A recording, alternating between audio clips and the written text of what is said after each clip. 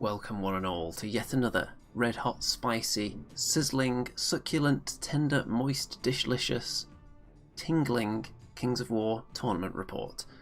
It's Cold Up North tournament from Ribble Rumble 2021 from Element Games. Hello there. Let's get rid of this thumbnail and we'll bring you right into the action. The first thing you'll notice is that I'm not in the corner of the screen. You don't need to look at me today. I'm a bit ill at the moment. Not COVID related though, all the tests are coming back fine, so just a bit of a cold I think, and there might be a bit of a sore throat coming on, so at any time I could lose my voice over the next couple of hours of non-stop talking. If anything was going to do it, it would be that. So, 5-game tournament, over 2 days, 2,450 points, which is an unusual points level, which leads to some out of the ordinary army list builds being brought, and 14 players in this event. There were originally more players, but several people pulled out for COVID-related reasons, I believe, which, while unfortunate, is for the best. You don't want people turning up and infecting everybody. So, I'll go through my list first of all, which you can see on the table there, and we've got a slightly different arrow today. You'll see that Mr. Arrow has been replaced with a more orangey one. And it seems to have a tiny little arrow tucked into the tip of it there, which isn't visible on my screen, but is on the streaming software. Very curious. Okay, so this is game 1 setup, and I'll just go through my list as it appears in this game. So, here we go. We've got a Grotesque Champion. I think it's the first time I've taken one of these to a tournament, so we'll see how it does. And I'll go through my thinking as it relates to bringing him rather than certain other units when I've completed going through the list. We've got some Immortal Guard, a regiment. They've got the Throwing Mastiffs, which again is something I don't usually take. We've got an Abyssal Halfbreed Champion. We've got some Lesser Obsidian Golems. We've got the Greater Obsidian Golem. We've got more Lessers. We've got an Ironcaster with all his spells. Oh yes, something that should be pointed out as well at this stage is that this tournament is the last one that's being run with the pre-Clash of Kings 22 rules, because people had to make their lists before Easy Army was updated. So this is using the pre-Clash rules. So inspiring and such is not universal. So this is the last tournament that will be played under those conditions, which is why the Hellfane hasn't been included, by the way, because I'm saving that for when it has its new rules in effect. We've got another Halfbreed Champion. We've got more Immortal Guard with Throwing Mastiffs. We've got Halfbreed Regiment with the Boots of Striding. We've got a Grotesque Horde with the Potion of the Caterpillar. Sometimes you might see those two items reversed, but my thinking was that the Grotesques are more survivable. They'll actually get into more combats, so they want the multi-use item, whereas the Half-Breeds often go in, kill something, and then instantly get killed in return, so they've got the one-use item. Gargoyle Troop, Overmaster on Ancient Winged Half-Breed, which maybe isn't the most optimal choice. I knew that going in, but I think it's also the coolest looking model in the army. So if I want any chance at winning painting awards, for instance, I think this guy should probably be in there. So you'll notice there's no Susan, there's no Bracky. So the experiment is taking out Susan and Bracky and replacing them with 2 Half-Breed Champions and 1 Grotesque Champion. So the Half-Breed Champions will play the role of going out there, joining in with combats when they need to, but they can also act as a bit of a roadblock. And if you compare them as a roadblock to, say, gargoyles, then gargoyles are going to die the first thing that blows wind on them, really. Whereas the Half-Breed Champions are actually fairly survivable with Defense 5, 12, 14. So against most things I would throw them in front of, maybe they could waver them in one go because they inspire themselves as well, you see. The Grotesque Champion, I'm going to try and use that a little bit like a Troll Bruiser in some ways.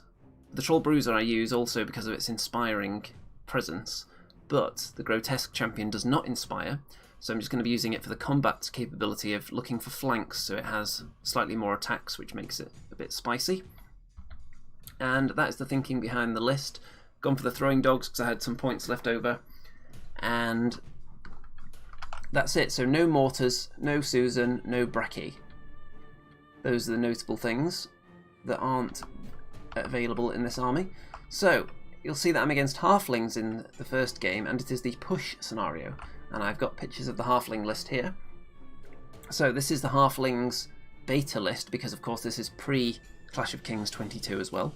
So, 2 hordes of braves, 3 troops of stalwarts, which are quite a nice little fighter unit with a bit of crushing strength on them, 2 hordes of halfling rifles, 3 regiments of edge grenadiers, 3 regiments of aeronauts, so they're going to be tricky to deal with, flying either brutal D3 or blast D3, 2 volley guns, a harvester, which is kind of like a mincer, a sorcerer, an engineer, a sergeant, and greedy guts. So the sorcerer, the engineer, and the sergeant, I believe, they all have some kind of auras on them.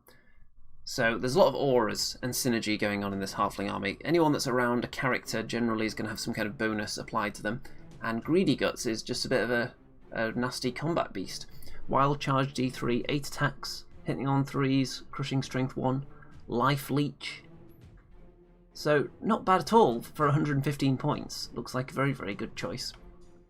So my first time ever playing against halflings, and you can see I haven't gone heavy on this flank over here, just a couple of token units there.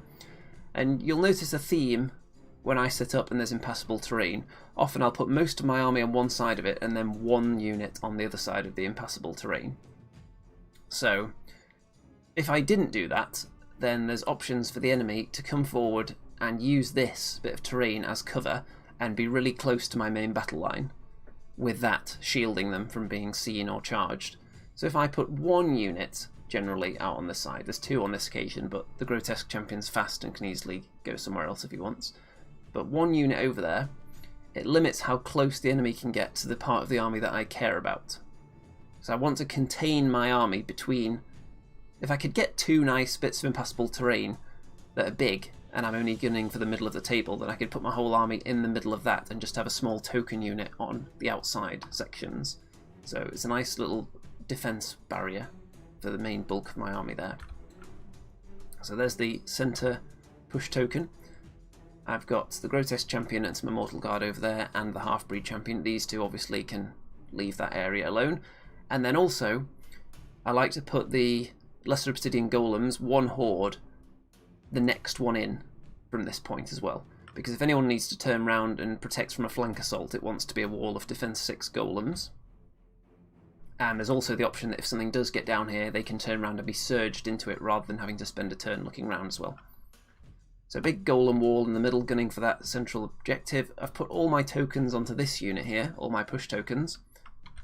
And over on this side, we've got flyers and fast stuff that can obviously reposition. I don't want to spend too much time out on this flank, I'm thinking. I want to focus most things in the middle. And it depends who goes first as well, who can threaten the enemy, because there are a lot of flyers coming at me. And if they come at me one at a time and tempt out some of my flyers, then I'm going to get overwhelmed pretty rapidly. So I want to keep my flyer alive as long as possible, not throw it away and leave the enemy with air supremacy for the whole game, because gargoyles aren't going to do much against the grenadiers and the aeronauts. By the way, I've updated OBS, the stream software, and let me know if there are any issues with it, because I haven't used this version before. So I'm using a different way of showing you the images as well. So let me know if anything weird is going on, any kind of glitches popping up, or if there's any audio issues as well. So, opposing army. We've got some grenadiers, the ones with the G on the balloons, which I was informed are ping pong balls with string tied around them. Hardened string. Some guns behind there, guns, lots of guns on this side, which is why I deployed barely anything over there. And there are aeronauts, braves, and there's greedy guts there. Over on this flank, we've got 2 volley guns. So, because I was vastly outnumbered, my opponent was able to put down the volley guns after I'd finished deploying. So the fact I've got fast stuff on this flank here, on my right flank, means that I'm not going to march it towards volley guns. Because what am I going to achieve, really? I'm going to charge in, maybe kill a unit of grenadiers, and then get shot off the table. So that would be a terrible idea. So I'm actually going to partly abandon this flank and put everything in the middle and limit the amount of turns that the volley guns can be shooting at me, preferably.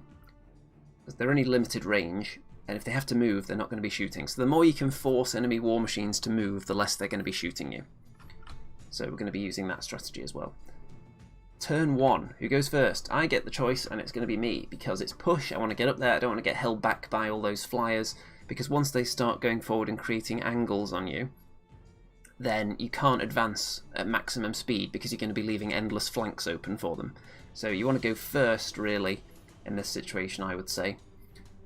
And you'll see, because of the volley guns up there, I've totally abandoned that flank with the big flyer, just completely abandoned it, flew in 20 inches this way, and is now going to join the middle of the battle instead. And over on that side, I'm just going to be hoping that gargoyles can be thrown in front of any flying threats that come in down the flanks.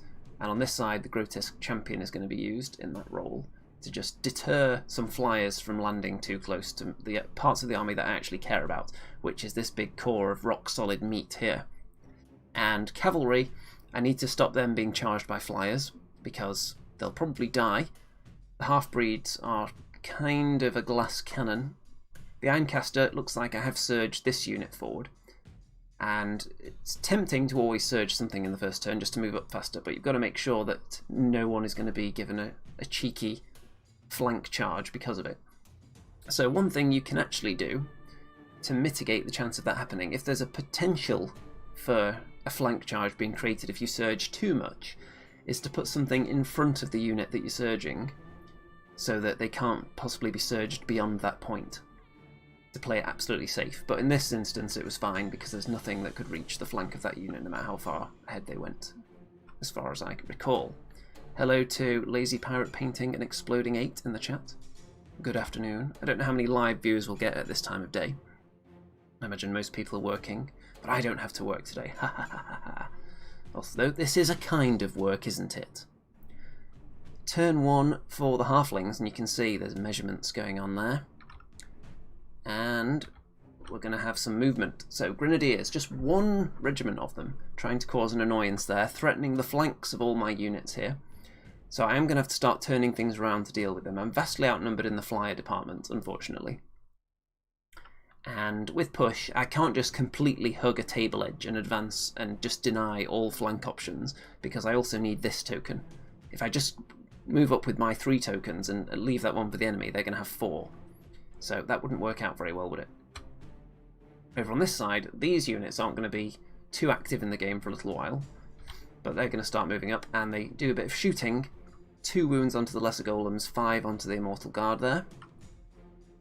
Now, I don't have a huge amount of inspiring in this list. The Ironcaster can inspire Hellforged units currently, at least until his inspiring becomes universal, which it will do from next games onwards. So he can only inspire Golems and Immortal Guard, and the Halfbreed Champion can inspire Abominations, so Halfbreeds and Grotesque-based units. And the big flyer, the Ancient Winged Halfbreed, can inspire everything. And there's not much of an advance from the Halflings there, really. Obviously, they want to encircle me somewhat, and use that unit to try and create a bit of uncertainty, so I have to turn away from the main Halfling battle line. So I'm hoping that I've got enough deterrent units and that I can push through and annihilate the middle before the flanks become too irritating to deal with. Turn 2. So, pushing everything forward, using shields, using this unit as a shield for the Grotesque Champion so it can't be attacked. I want its extra mobility. Keeping everything out of range of the charge of those Grenadiers, turning these Immortal Guard to face in that direction. So the only real flyer defense I have would be individuals, who I've got other plans for, because I want them to block charges and join in with charges. And I've got the Fireball on the Ironcaster, but he's so slow that unless the enemy foolishly lands really close to him, then he's not much of a threat in that department, because Fireball's only short range compared to Lightning Bolt. I've also got things that have to be looking in that direction to be any use, such as Gargoyles, and I really don't want to use the Gargoyles at this stage. I want them to block something in, so that when I advance onto the enemy lines, I'm denying them getting maximum charges in on me. Because obviously most of my army can't move out the double, it's going to be quite slow going, and with surging it can be quite unreliable speed overall for the whole army, so I might not get everything into range at the same time, so throwing Gargoyles in front to stop something being triple charged, perhaps, maybe a good idea. But I've also got the throwing Mastiffs, which can be used, and they always hit on 4s, so you can just turn around on the spot, lob them at Grenadiers, and that's what I'm hoping to do. So that unit, I've earmarked them to throw dogs if that unit comes and lands anywhere near my line. Again, like the Ironcaster, they're not very fast though, so they would have to actually land in range for me to do that. And there's a look at that side of the table. You can see I've put dice down where I'm marking the charge range of certain units, or the shooting range of certain units. And so this bit of terrain here, I believe we played these as difficult terrain, because the bits do actually come off. The middle bit of the ruins do come off the base. And over on this side you can see that I'm just preventing the Grotesque Champion from being charged by the Grenadiers. So they're going to have to go into the Immortal Guard, which is tougher to shift, or just shoot at them, which means they're not shooting at the bit of the army that I care about, which is over here. I've also thrown the Halfbreed Champion forwards. Now, you may say that that's a strange move, or that it's an obvious trap. What I want the enemy to do is to charge that Halfbreed Champion with something and bring it into the charge range of multiples of my units. So ideally I would like these little units here, maybe to charge the flank of it, and then allow me to start getting my charges off. You'll remember possibly in a previous tournament I was able to get my opponent to flank charge with a horde of archers, which then turned them sideways facing my whole army, allowing me to charge them. On this occasion I just want the enemy to come a little bit closer, so what I probably could have done is move him back a little tiny bit so that they had to actually come even closer to me, but it is within charge range of the greater golem and these golems, at least if they do engage that guy. So just trying to bring them a little bit closer to me, maybe inspire some of the units to come in. We'll see what happens. Down here it's a bit of a mess because I've been relocating from that flank to avoid the volley guns that were placed after I finished deploying. And there we go, turn 2 for the halflings. So again, not much movement, holding back, shooting. There is an engagement here with this unit, so they've come forward the little amount that's going to allow me to then go for them, potentially. And the Immortal Guard are shot off. And over here, Grenadiers have landed on that hill, in range of the throwing Mastiffs. And this horde of Braves do very little to the Halfbreed Champion. One unit of Edge Grenadiers have thrown themselves in front of the rest of my battle line. Now, had I used Gargoyles in this situation, it would have been a bit of a waste, because the Gargoyles would have been instantly killed, because they would have taken probably a tiny bit more damage than that and then just died instantly, and the enemy have now blocked up my battle line. Using the Halfbreed Champion, who's not that killable for feeble units like Halfling Braves, is got a reasonable chance of surviving against them, or maybe being wavered, which is also fine, but he's not even been wavered. So what he can do is charge off next turn into this shooter unit here in their flank. So he's going to have a few attacks and stop them shooting for a turn, and I'll be able to kill these Grenadiers and get everything else in range to engage next time, and then maybe look to use the Gargoyles. Turn 3 for the Abyssal Dwarfs. So turn round, throw the dogs at the Grenadiers, but I only do 3 damage. And because I wasn't that confident in killing them with 1 round of dogs, I had to turn the Grotesques round to face them as well. Otherwise, they would have had an easy rear or flank charge on them. So that's the Grotesques are the only unit they can see that couldn't get away from them, so they're kind of pinned down, unfortunately. And that unit hasn't died, which means they can be annoying next turn. But if they want to fly over here, they're then in range of Fireball, and probably not a good idea to land here. They probably want to land somewhere here, away from the Ironcaster, but then they're further away from the fighting in general. So kill the Grenadiers with this Golem attack, and these Golems have picked up the central token now. So at the moment I have 4 tokens. Halfbreed Champ does go into the flank of them and does 4 damage, so they're not going to be shooting next turn, so he's done his job. And up there the Gargoyles have flown up to block off. Let's see. Okay, they've gone to block. I can't actually see what's in front of them. Is Greedy Guts in there? Greedy Guts is there. That unit is there. So I think I'm preventing this unit from charging this unit. I think that's pretty much the only thing I'm blocking there. And I'm also denying Greedy Guts. I think he might have been able to charge this unit if the gargoyles weren't blocking, so that might be thinking behind it, because he can't see past them because of the height involved. And I think I saw that unit as one that Greedy Guts would just finish off with his number of attacks and they're already wounded. So that could be my thinking there. So, next, turn 3 for the halflings. We've got a double charge here. So, this unit, what were they? Stalwarts, the combat troop there, and the rifles both charge into the Halfbreed Champion. That one's a counter charge, and these ones move into the difficult terrain. So, there is... let's see. Where are they? I've forgotten where the halfling tokens are, to be honest with you. I think they're actually on this unit. I think that's right. I think there's something on this unit that's going to be passed over to that unit at some point. They're not sticking out very much, though, visually, the tokens in this game for the halflings. So double charge there. Grenadiers have gone round into that position, which I'm not sure whether they're out of range for the fireball or not from there. We'll find out very, very shortly. Gargoyles flank charged by the stalwarts, which is fine. And so, aeronauts, 2 of them charge into these golems. I've got inspired there though, so I'm pretty confident they'll survive that double front charge. And let's see how it all goes. What do the volley guns do? 3 damage onto my token carrying golem unit. And gargoyles are killed, as you'd expect. I think Greedy Guts charged them in the front as well. And here, the Halfbreed Champion is just chilling out there. He's going to be able to do some charging shenanigans in a minute. You'll see what I've got in store for him. 9 damage onto these golems, not enough to kill them. Wavered the Halfbreed Champion, which is fine. Keeps him alive for another turn. They're going to have to fight him, or he's then going to deny another unit a turn of shooting.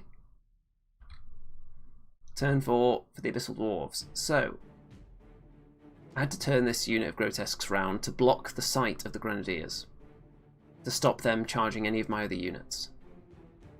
Which is unfortunate, they weren't in range of the fireball, so I've had to use the Grotesques, who are way more expensive than that unit, to pin them down and not even kill them. So this unit is kind of out the game at the moment, sadly.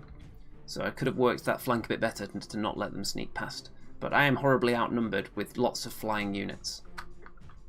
Halfbreed Champ, the one that wasn't wavered, the one that was just hiding behind the gargoyles, goes for a charge on these aeronauts to ground them, and does so, because this is where everything's going to be flying into combat. So, let's just see what was actually in front of that unit. So, there's this unit here, which I believe I flank with my flyer and kill that troop there.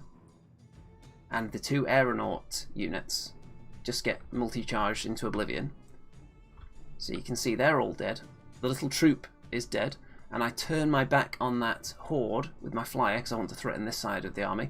And I think, you know what, a horde of rifles tripling their attacks in combat against an unwounded monster with 17-19 nerve. They've probably got no chance to kill it. And he's inspiring himself as well. So I'll take that risk. And anything else notable happen here? Well, you can see that the other troop of stalwarts got killed here by the golems carrying the tokens. So it's looking pretty good at the moment, but there are still some threats out there. A lot of my units are facing in weird directions. That's because of the grenadiers down here causing them to look the other way. But it's looking okay at the moment. I'm definitely winning right now. Volley guns are a threat. That's the issue at the moment, and they can theoretically shoot this unit off that have 3 of my tokens. Turn 4 for the halflings. So the rear charge does go in, which I accept. And over here, a couple of charges. The harvester, Greedy Guts, and this horde charge into the golems. They're already slightly damaged, but some of those charges were hindered. The aeronauts are stuck there. They can't join in because of the half-breed champ, so they're going to be fighting. And the stalwarts go into the half-breeds there. These braves are quite brave, actually. fighting against the Greater Golem, who's got a token.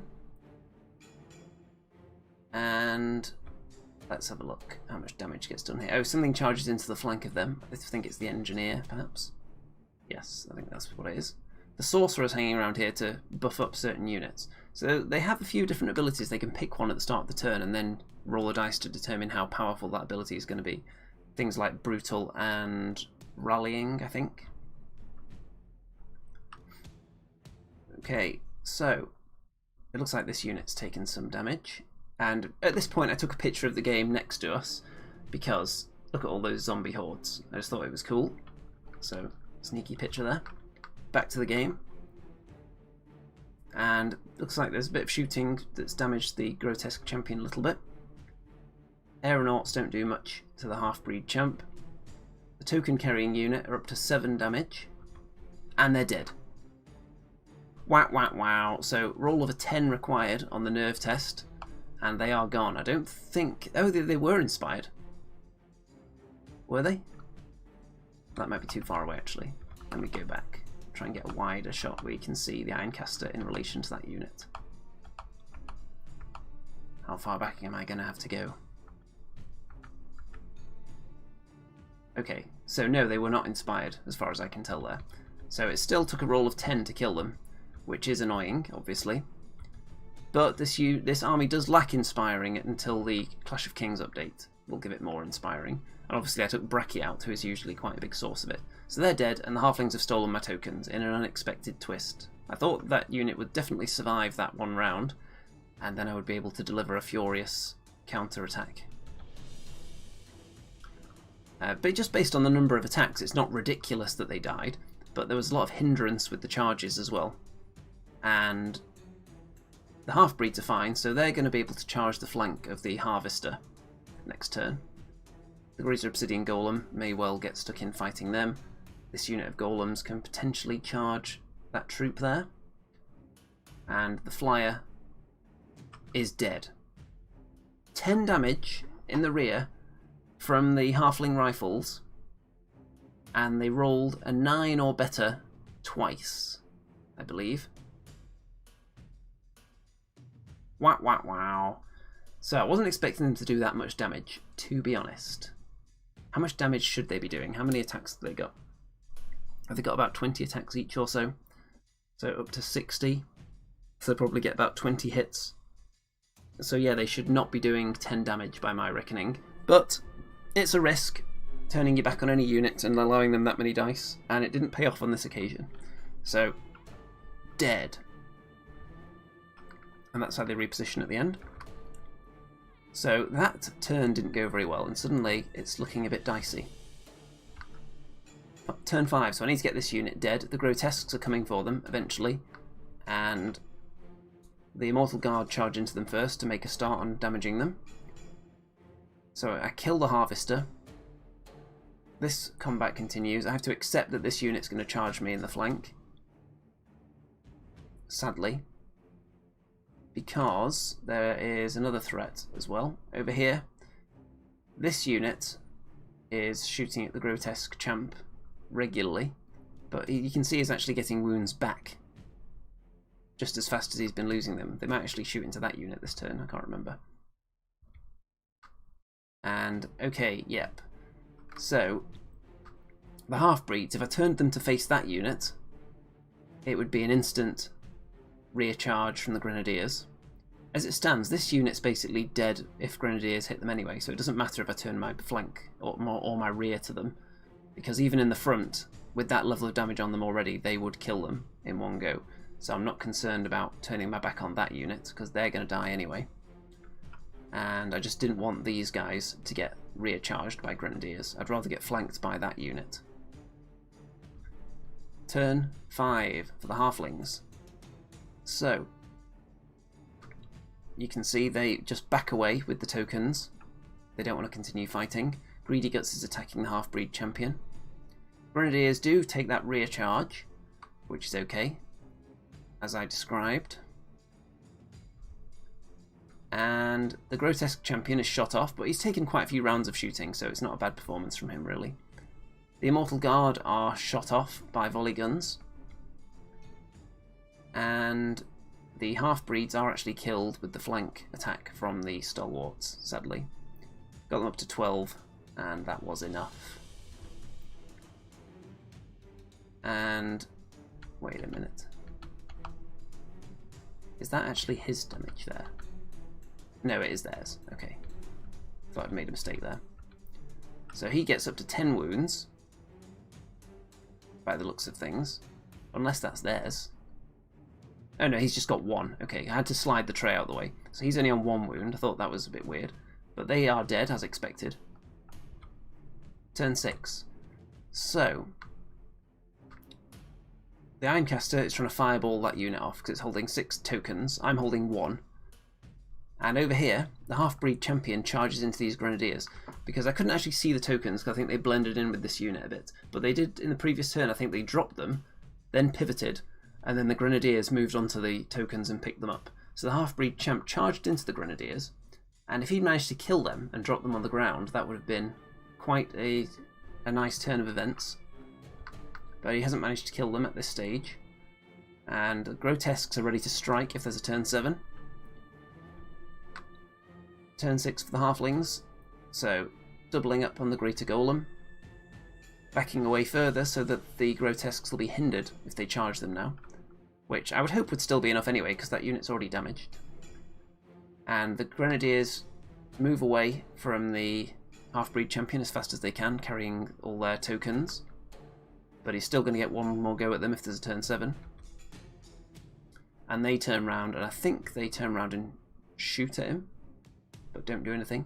Grotesques take a bit of volley gun damage. And there's how it looks at the end of turn 6. So I've got 1 token, which is actually worth 2 because it's in my opponent's half. My opponent has 3 there that are worth 1 each, and 3 that are in my half on the Grenadiers. If there's a turn 7, the Grotesques will charge into that unit there that's already damaged, so they've got a chance of killing it and stealing 3 tokens back, which would obviously be enough to put me in the lead. And then the Grotesques would have to survive probably 1 round of shooting from maybe 1 organ gun, because I think they'd move beyond the sight of one of them, potentially. Or one of them might end up with cover, shooting over its own fellow organ gun, or volley gun, should I say. Down here, the Halfbreed Champion is not that likely to kill the Grenadiers in 1 round, but he could do, because I think he already put 1 damage on them last time. So he could theoretically kill them and drop their tokens on the ground, so I need a turn 7, really. And there isn't one. So that's the end. And I was thinking that it's been a really long time since I had, at a tournament, a turn 7 roll that was really beneficial to me. The last one I can remember was at Clash of Kings a few years ago, when I was against ogres with my goblins, and if the game had ended on turn 6 it would have been a loss, but because it went to turn 7 I then was able to completely table the ogres in that final turn. So, sadly, this is a first game loss. Still managed to do a reasonable amount of killing though. All in all, first experience of facing halflings, I would say they are very, very tricky and you can't rely on their base stats. You can't just look at unit stats and then base your strategy entirely on that, because they have so much synergy. They have so many auras going on. They have units that multiply their effectiveness with Blast and like D3 Brutal on certain things, Wild Charge around the place. There's a lot going on, a lot to keep track of. So it's going to take quite a few games against halflings to adequately assess the threat level, I would say. But not bad. How do I feel about my list after game 1? I think I'm feeling a bit outnumbered unit-wise, because I think I had 13 drops and my opponent had a lot more than that. So the deployment was able to hurt me a little bit, because there were at least 5 or 6 units that went down after I'd put my last unit on the table. So I had to then rethink my positioning once the game had already begun. I think if I did advance up that flank with the units that I'd left on the right, they would have just been gunned down and then caught up fighting against flyers that were dancing around them the whole game, and I don't think it would have gone well. So I think I did the right thing abandoning it, probably. It was a risk turning my back on that Rifles Horde with the Overmaster on Ancient Winged Halfbreed, but I didn't see it as a risk not worth taking. Because if they hadn't killed him, let's go back and have a look and see what the reward would have been versus the risk. So, where did he die? It wasn't that long ago. It was... Let's get a wide shot of how I left him. So, there we go. If he hadn't been killed, then would have been able to flank this unit. I would have been able to surge the Greater Golem to attack that unit, who then wouldn't have been able to flank the half-breeds. The Grenadiers would have then had to decide to charge this unit, or charge the half-breeds, probably in the front. And I would have still had my flyer. I could have just turned these guys round to look at the rifles potentially, or just kept charging them with the Halfbreed Champion to stop them shooting, and force them to charge across here into fronts and flanks rather than rears for the rest of the game. So obviously it would have changed things. Would it have been enough to win? Who knows? But it's one of those situations you can't really blame bad luck if something's not ridiculously outside of the realm of possibility, and you did put yourself in that position. You hear a lot of people blaming dice rolls, but if you're putting yourself in a position where the risk and reward are both extremely high, you can't then complain when the negative consequences are the ones that end up coming true, because that's just how it works sometimes. It's the nature of luck. If you put yourself in a position to win where you're not relying on good luck, then obviously that's going to be better, isn't it? If you turn your back or your flank to an enemy unit to put yourself in a favourable position, thinking there's only a minimal chance of your unit being killed, then you just have to accept it that sometimes that minimal chance is going to come true. The main one I hear about actually is when people double one after, for example, they take a flank of an enemy unit and expose their flank to the entire enemy army, and then they double one the unit, and they'll blame the dice roll. But it was a risk that they chose to take, and you can bait people into taking those risks. It's not always just a double one that's the issue. You can also have just a really bad round of attacks that leave you in a vulnerable position if they chose to put themselves in that position to take the risk to kill the unit. So I'm not going to blame luck for that.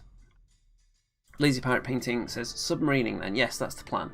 So loss in round 1, but I did get a decent number of points for a loss, because the scoring for this tournament, you got 15 for a win, 10 for a draw, 5 for a loss, and then up to 5 based on how many scenario victory points you got, and then up to 5 based on how much of the opponent's army you killed.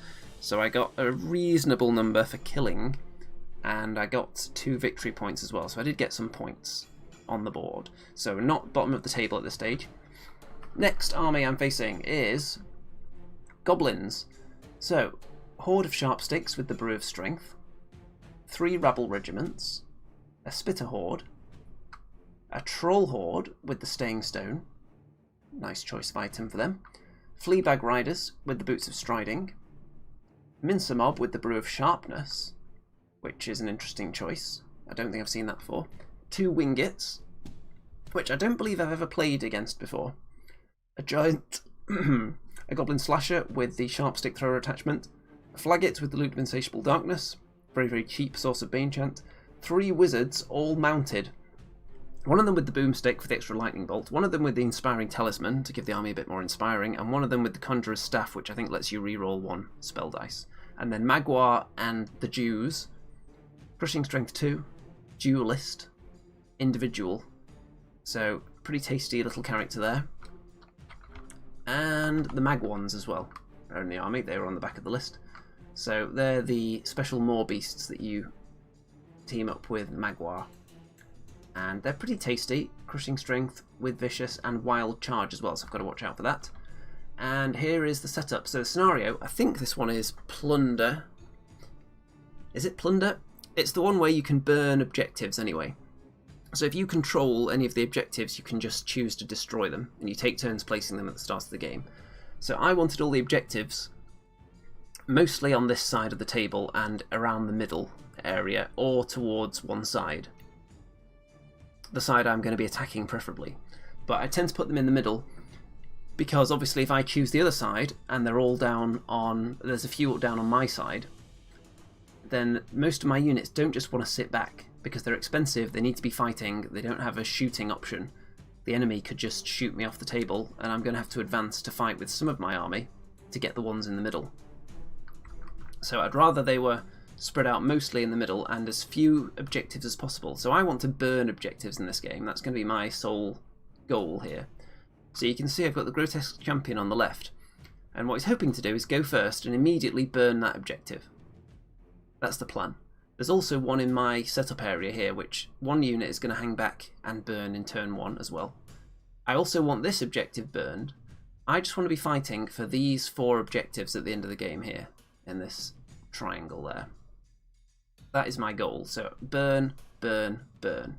Unlikely I'm going to get to burn that one, because my opponent would have to not move onto it. So we shall see. But I only want to be fighting in this area here. That's where most of my army is set up. The enemy have got quite a bit more on this side dedicated to fighting than I have. I've only got the Grotesque Champion, Halfbreed Champion. I've got the Grotesques there. Now I'm kind of breaking my own rule here, because I normally cover my flank with a unit of Golems, but not on this occasion. Because what I'm trying to do is push the 2 units of Golems to the side of this piece here, and the Grotesques are there to counteract the speed of the Fleabags and the Magwans, because they're faster than Golems, obviously. So I'm not sure about the positioning of the Grotesques there. Maybe they could be somewhere in the middle and Golems could be holding up this side, but we'll see how it goes.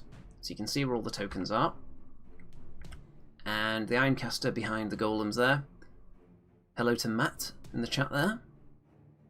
Got the Greater Golem there. Got the Immortal Guard with the Halfbreed Champion between them, the Halfbreed Regiment there, and the Overmaster out on the flank. My opponent's army has a Wingit out on this flank, the Cavalry, all 3 Wizards, the Spitters, Rabble, and Magwans. So that's a lot more on that flank than I have, and if I can burn the tokens over there, they'll have nothing to fight for.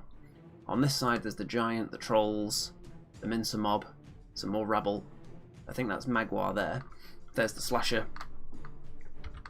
So nice cinematic shot for you there. You may notice that the colours are a bit vibrant. It's because I used the flash on my phone camera for these tournament pictures, just to make sure, because I wasn't sure about the lighting quality in the venue.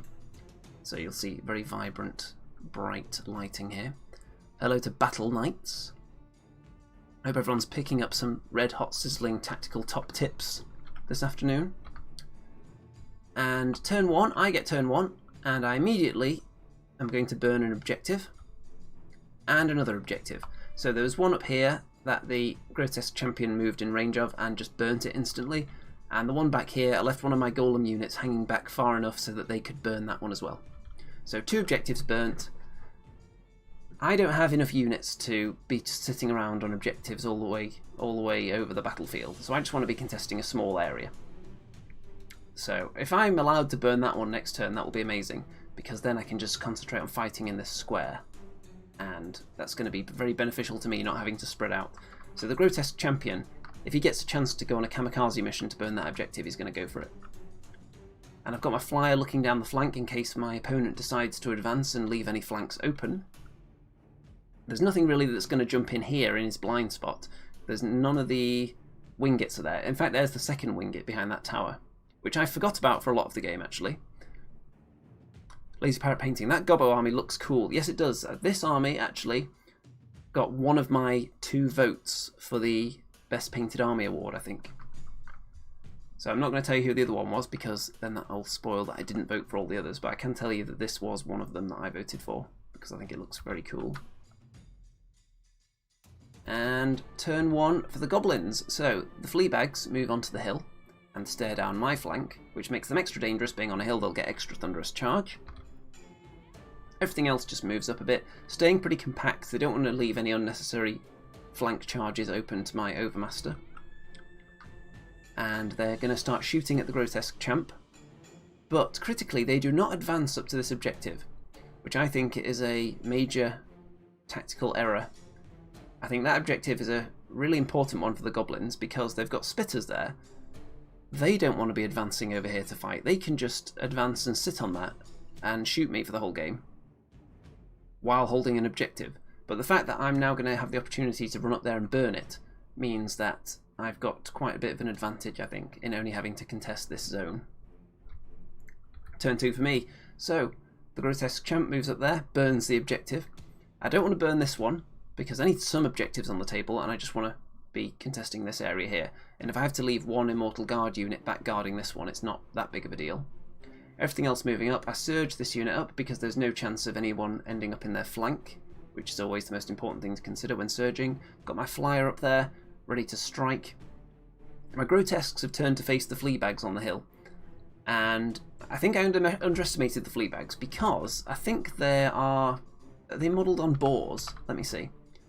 I think they are actually, so mentally in my brain I was thinking of them as slightly slower until they started moving, even though I saw on the list they were Fleabags. So I've left things in range of them, so I had to turn to face them. Grotesque Champion burning the objective there. So he's obviously going to die from something in a minute, but he's done his job, got rid of those 2 objectives, giving me a big advantage.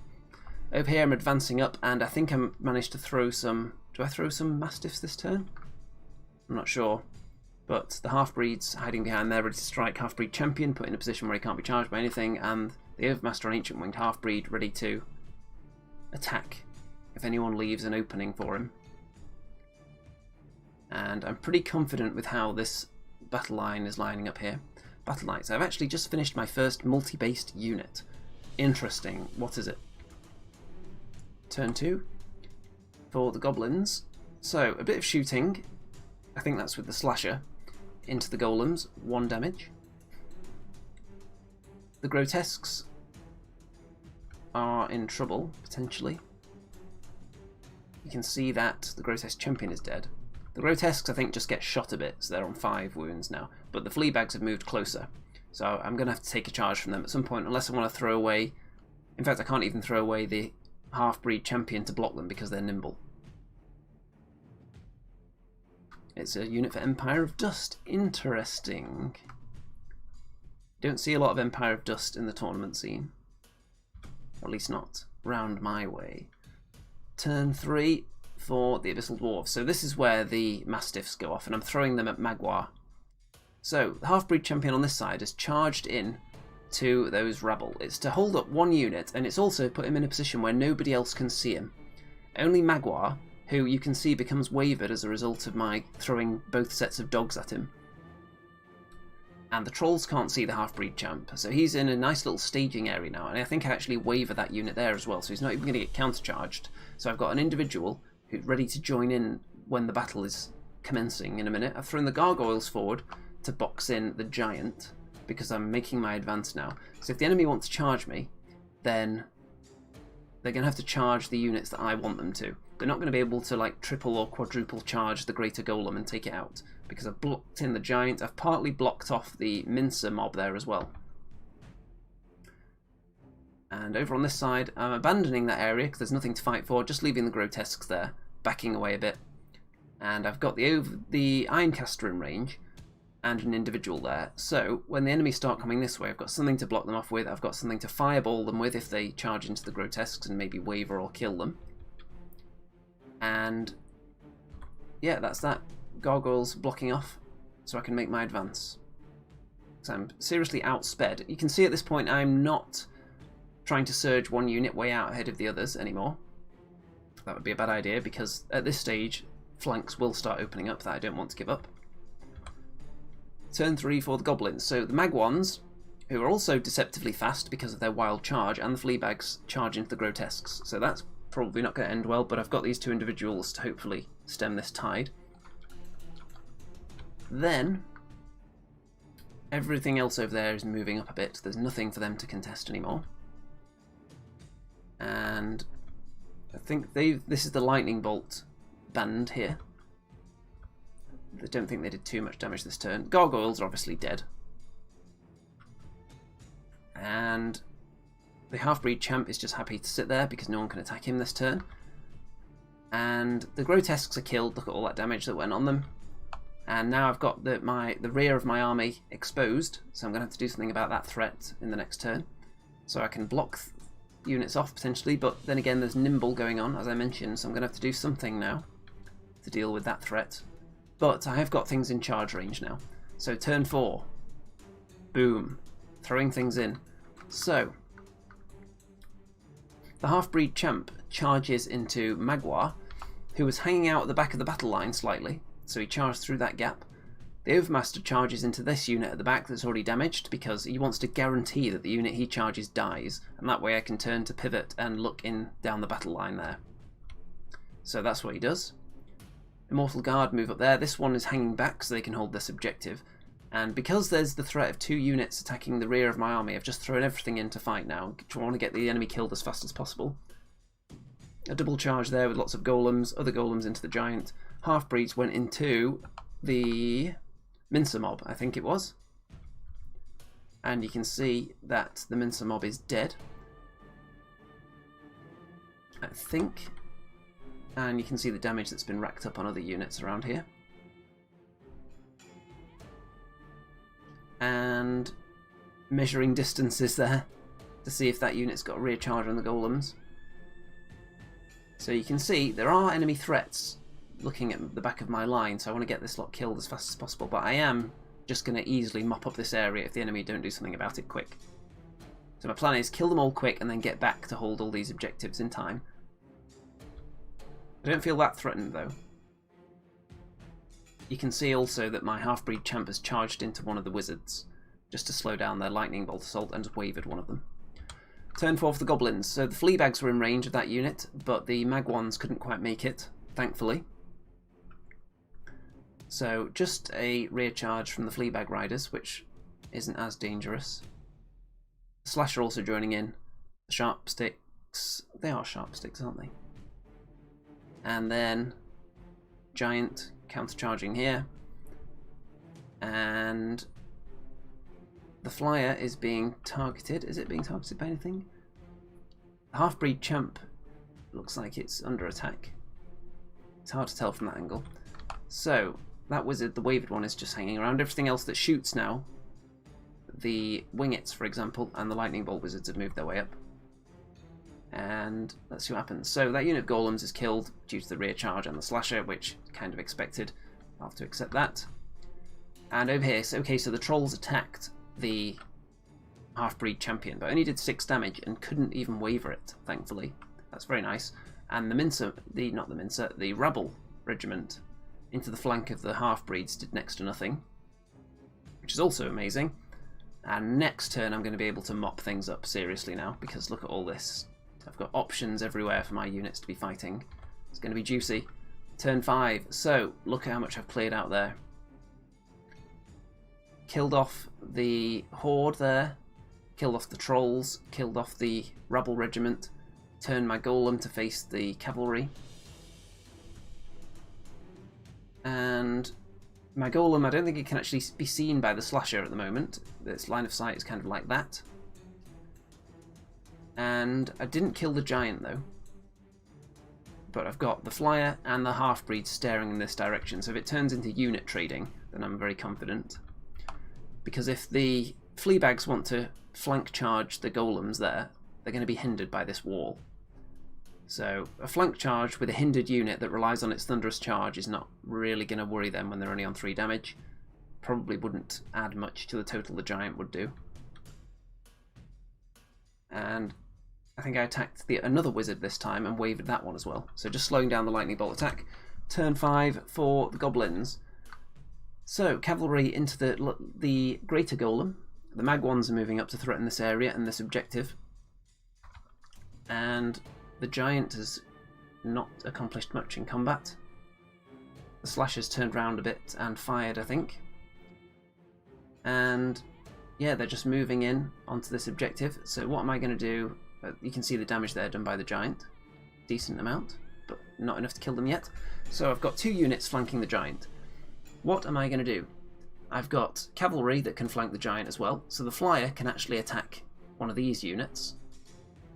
I've got my Golem here, who potentially might be able to charge that unit. I can't remember if the angle allows it or not, because of course I can go back an inch and then pivot. Not sure about that actually. It would be flank, so maybe? It's hard to tell from this picture. but we'll see what I actually do in a minute. I've got the Halfbreed Champion who can charge off and attack something.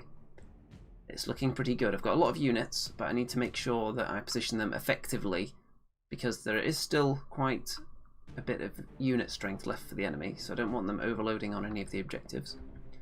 Turn 6, so okay. The Golem goes back into the cavalry.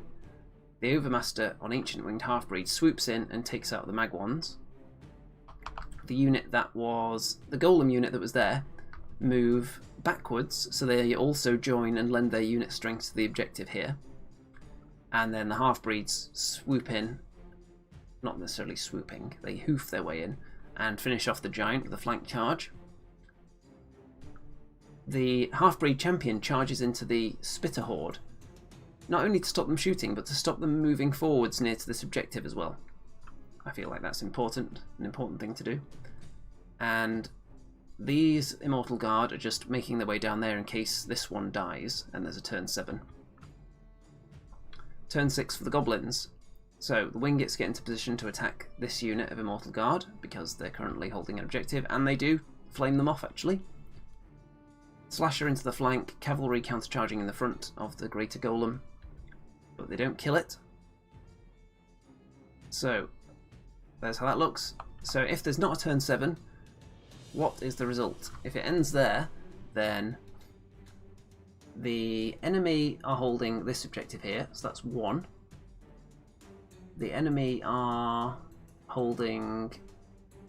Who's holding that one? I think the enemy are holding that one as well, so that's 2. I'm holding this one here, and nobody is holding that one. Is that all of the objectives? Yeah, because I burnt 3, so there should be 4 left. So 1, 2, 3, 4. So the enemy are actually in the lead here because the Immortal Guard got flamed off. So even though it's going really well from a killing point of view, I don't have the huge amount of scoring units, and I had them all in that corner fighting. So I do need a turn 7 here. And thankfully I do get a turn 7, so that was helpful. So the Overmaster that was here charged in and took out that Rabble unit and sat on that objective, like so. The Immortal Guard that were here just moved down to claim this one. The Golems turn round and make sure that this one is claimed, and I move in to kill the Slasher with the Halfbreeds and claim that objective, with both of these units are in range to lend their total to it, so I'm well in the lead now.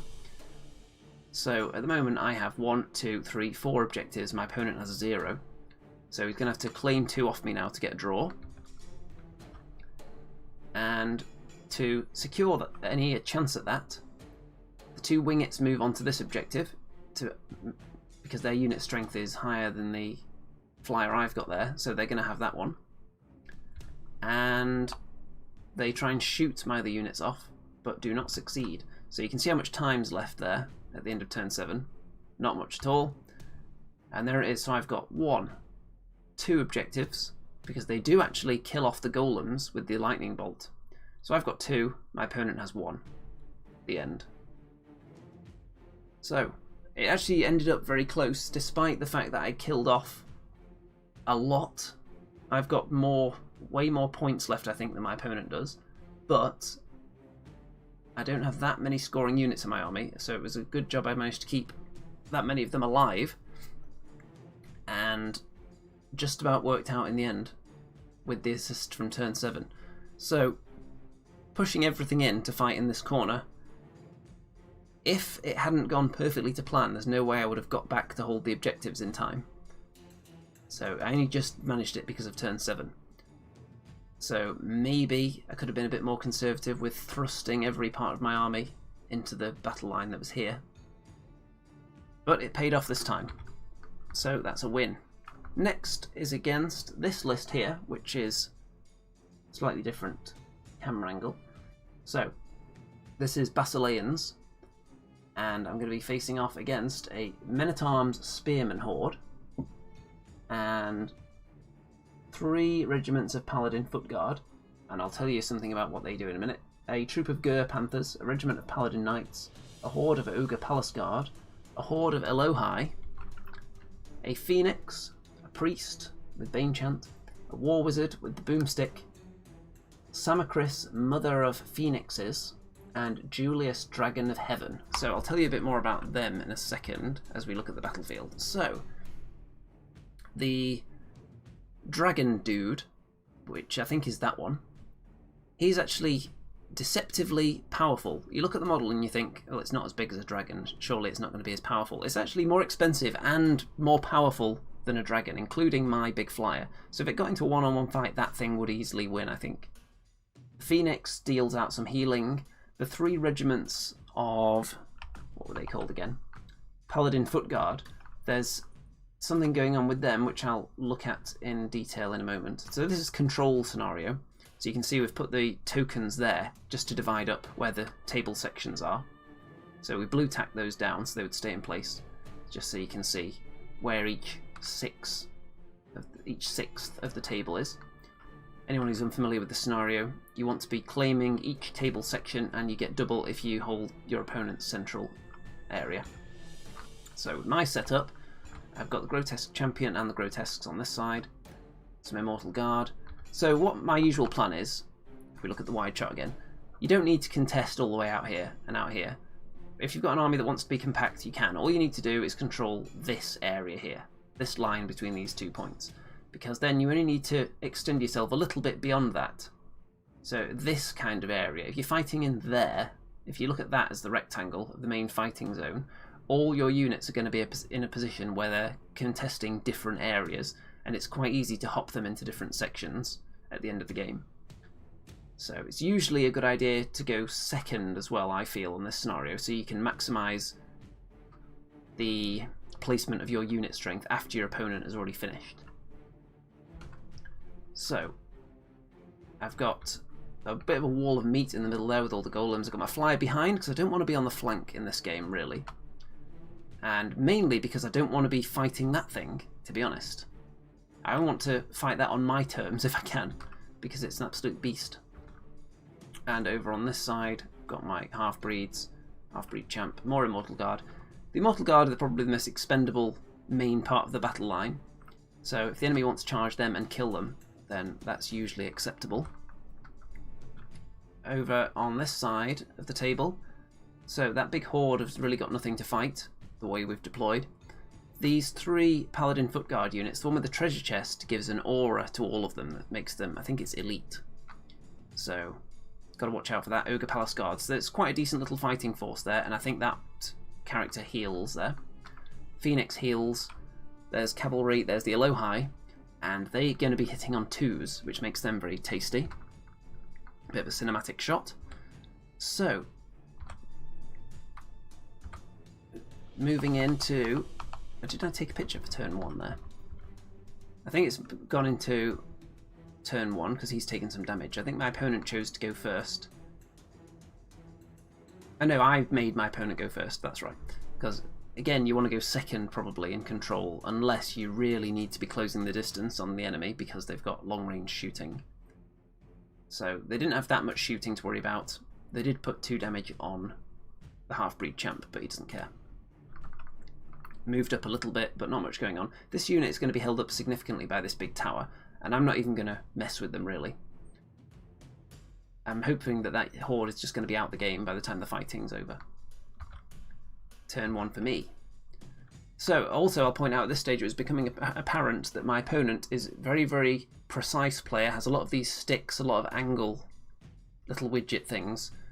So I'm predicting it's going to turn into a really intricate kind of chess match with lots of angles going on, and I do really like those kind of games where everything's very precise, all the angles are being worked out to maximise each unit's positioning, make sure no unnecessary risks are being taken. It's a different challenge from some players who pretty much just push things across the table to attack you. So this is going to be a challenge. And you can see lots of sticks there. Turn 2 for my opponent because I just advanced and there's not much I could do. The Grotesque Champion, though, you can see has gone further up. Because what I'm eyeing up is, if I'm sitting around here somewhere, the unit over there is going to take a while to get here. So I can be in a position maybe to threaten flanks and maybe stop things charging me over here. if I perhaps turn my flank to them, but make it so there's nowhere for them to fit in on the flank because with this terrain piece. So I'm eyeing up finding some kind of staging post for the Grotesque Champion as the battle lines draw nearer, because my opponent doesn't have a vast amount of shooting, to be honest. So he won't want to get pinned back into his own half, especially in control, where the main juice that you want is over here. Also, you don't want to be throwing away your flyers in this scenario, because you will want them in the last turn to jump into different sections. Turn 2 for the basilians. So, more angles being measured, more tentative movement, not a whole lot of forward movement yet. My opponent doesn't need to rush forwards because he's outspeeding most of my units significantly. And justing out of range and using what spells and little bits of shooting he does have available to shoot at the Immortal Guard there. 6 wounds on them. That Horde are moving up, but again, it's going to take them a while to get anywhere useful. They will be useful for unit strength at the end of the game in whichever particular area they end up in, but they're not going to be doing much fighting unless they really hurry up and wrap around here. So, what you'll notice is that the Ogre Palace Guard are looking in that direction. I am not 100% sure what the reasoning is. I think maybe to stop the Grotesque Champion going over there or something? I'm not sure, but all I saw when that happened was there is now a blind spot for the Grotesque Champion to sit right there between those two units. So I'm going to land him right in there. Turn 2 for me. So there he is. Blind spot between the Ogre Palace Guard and the Paladin Foot Guard, looking this way, so that if the enemy want to advance to charge into and engage my battle line, he is now going to have flanks and rear charges all day long. So, yes, and he's nimble as well, so he's going to have plenty of options if the fighting actually starts next turn. Moving everything forward. To avoid the threat of this really powerful flyer, I've put all my more fragile stuff hiding behind other units or out of sight or further away, out of range. So I've got my Halfbreed Champions just hiding behind other things to make sure he can't get a free juicy charge on anybody. And you can see how I'm abandoning this whole area here, so that unit's going to have to spend another turn, another turn, another turn. So hopefully they're out the game. I'm keeping my gargoyles hidden because they'll get lightning bolted off the table and I might as well preserve them until the end. So I like this little spot that I've found for him. We'll see how my enemy reacts to that in the next turn. So turn 3 for the basilians. The reaction is that the Ogre Palace Guard turn back this way and there is not a rush forward. There isn't an advance from the enemy. So yet another turn with not much action. Very tentative. Everyone just making sure they're not in range and then doing bits of shooting on my Mortal Guard. And again, not much going on. Turn 3 for me. So this is where certain units have gone in, because what is left open, because of the threat of my Grotesque Champion, this unit of Palace Guard turned to face him, which means that they've now exposed their flank to the ancient winged half-breed. Because if you look, actually the mat that's got like that split down there is pretty good angle there. So you can see Travel's down here and he is actually in their flank now. So I'm going to team him up with the Halfbreed Champion and they're going to double charge the flank of that unit, which I would expect to kill it. And because of that, there's going to be enough space for all these 3 units to then countercharge me. So what I'm going to do with the Grotesque Champion, you will see in a moment, is designed to give them too many options. So that double charge goes in, everyone else goes up behind the Immortal Guard to stop the Grotesques being charged by multiple units. Got my Golems up there, and sadly I don't kill this unit, I only do 10 damage, which is actually not too bad because everyone's in the front of this guy. He's not going to get flank charged, which is nice. The Grotesque Champion I actually sent over here, so it completely turned him round and walked this way, threatening the rear of that Horde, which means they either have to turn round and then get rear charged by gargoyles potentially, because I've moved them into place to make it less likely that they'll turn round, or the Ogre Palace Guard will have to go and charge him, which means that they're not charging the rest of my line. So there's going to be less units all flying in there. However, because this unit survived, I don't know whether all 4 units would have been able to fit into combat here anyway. So because I didn't kill that unit, then that sacrifice isn't as useful as it could have been. because I think something's going to have to be left out of the fighting regardless.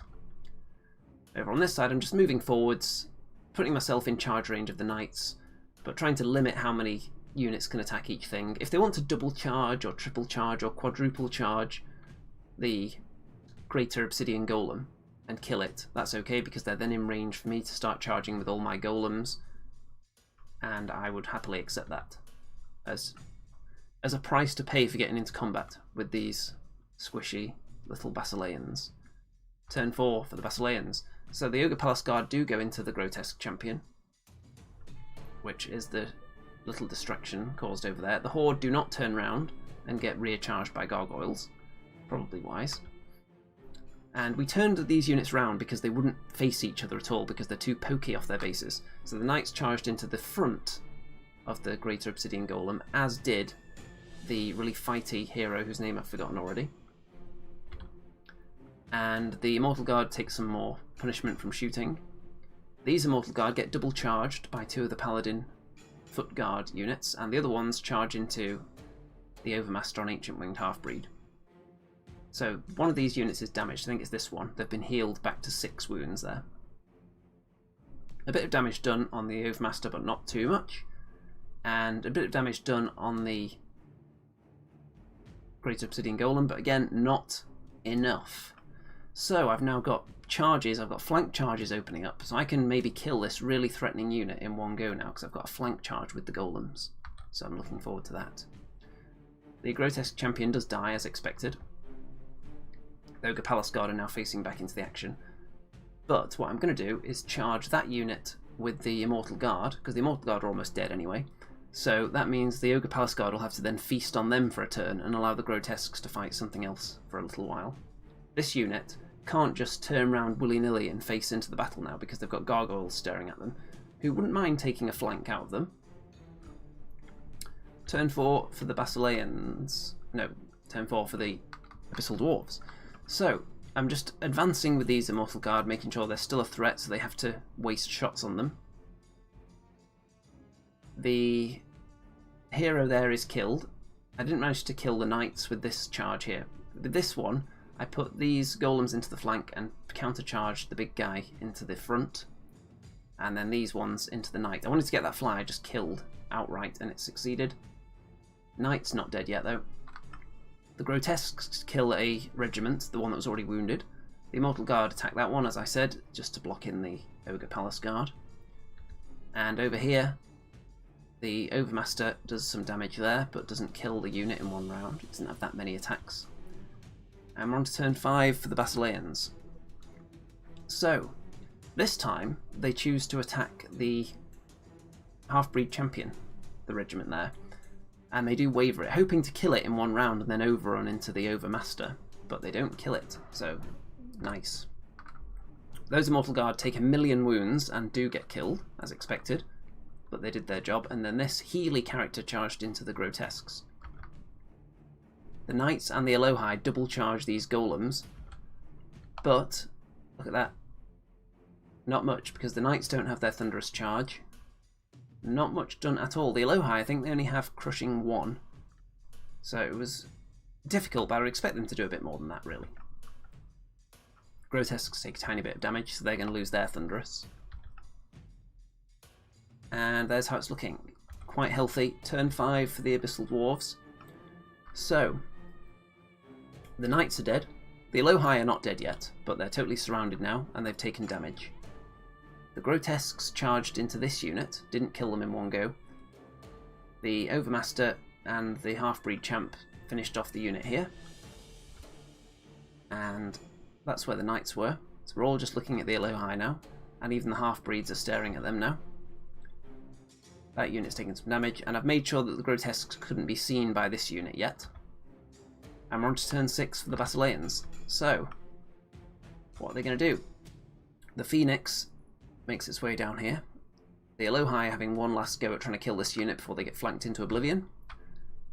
And some shooting damage is done to the Halfbreed Champ, by the looks of things. Quite a bit of damage done to the golems, but they don't actually die. So a really mediocre nerve roll there. I think I've got them just in inspiring range perhaps there. Not 100% sure, but it wasn't a very good roll. and Grotesques take a bit of damage. The Palace Guard are kind of stuck. And my opponent has actually run out of time now. So if there's a turn 7, he won't be able to do anything. So I told you at the start that it was a very, very precise game, this one. Lots of measuring of angles involved, so that was the reason for it timing out. And I've only got 7 minutes left as well. So what do? I can charge in and not worry about where any of my units are facing now because my opponent's timed out. So I just swarm in, mop up things, kill all the units on there, kill the Elohai, and then start spreading out my units into different table sections. So at the moment, the only 2 sections I don't have are this one and this one. So I think I'm already at maximum points because I've got 4 table sections, including my opponent's middle section. So that would be maximum, but I want to just get even more because I'm greedy like that. And I think that scenario victory points are going to be used for one of the tiebreakers anyway, so I want to rack up as many as possible. There is a turn 7, so my opponent can't do anything. So all I do is just kill off the Palace Guard, send the Gargoyles into that area to claim it as well, just in case the Palace Guard didn't die. And spread everyone else out so that they're holding different areas. So massive win, loads of kill points, loads of scenario points. Big win to round out day 1. Heading into day 2, which I think is on exactly the same map. Yes, so I'm on the same table again, but against a different army and a different scenario.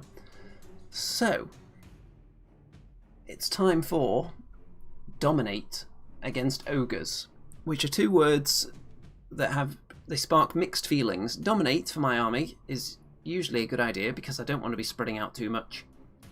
I've got the ability to build a nice wall of meat that I can then keep inspired because it's sticking together with the golems.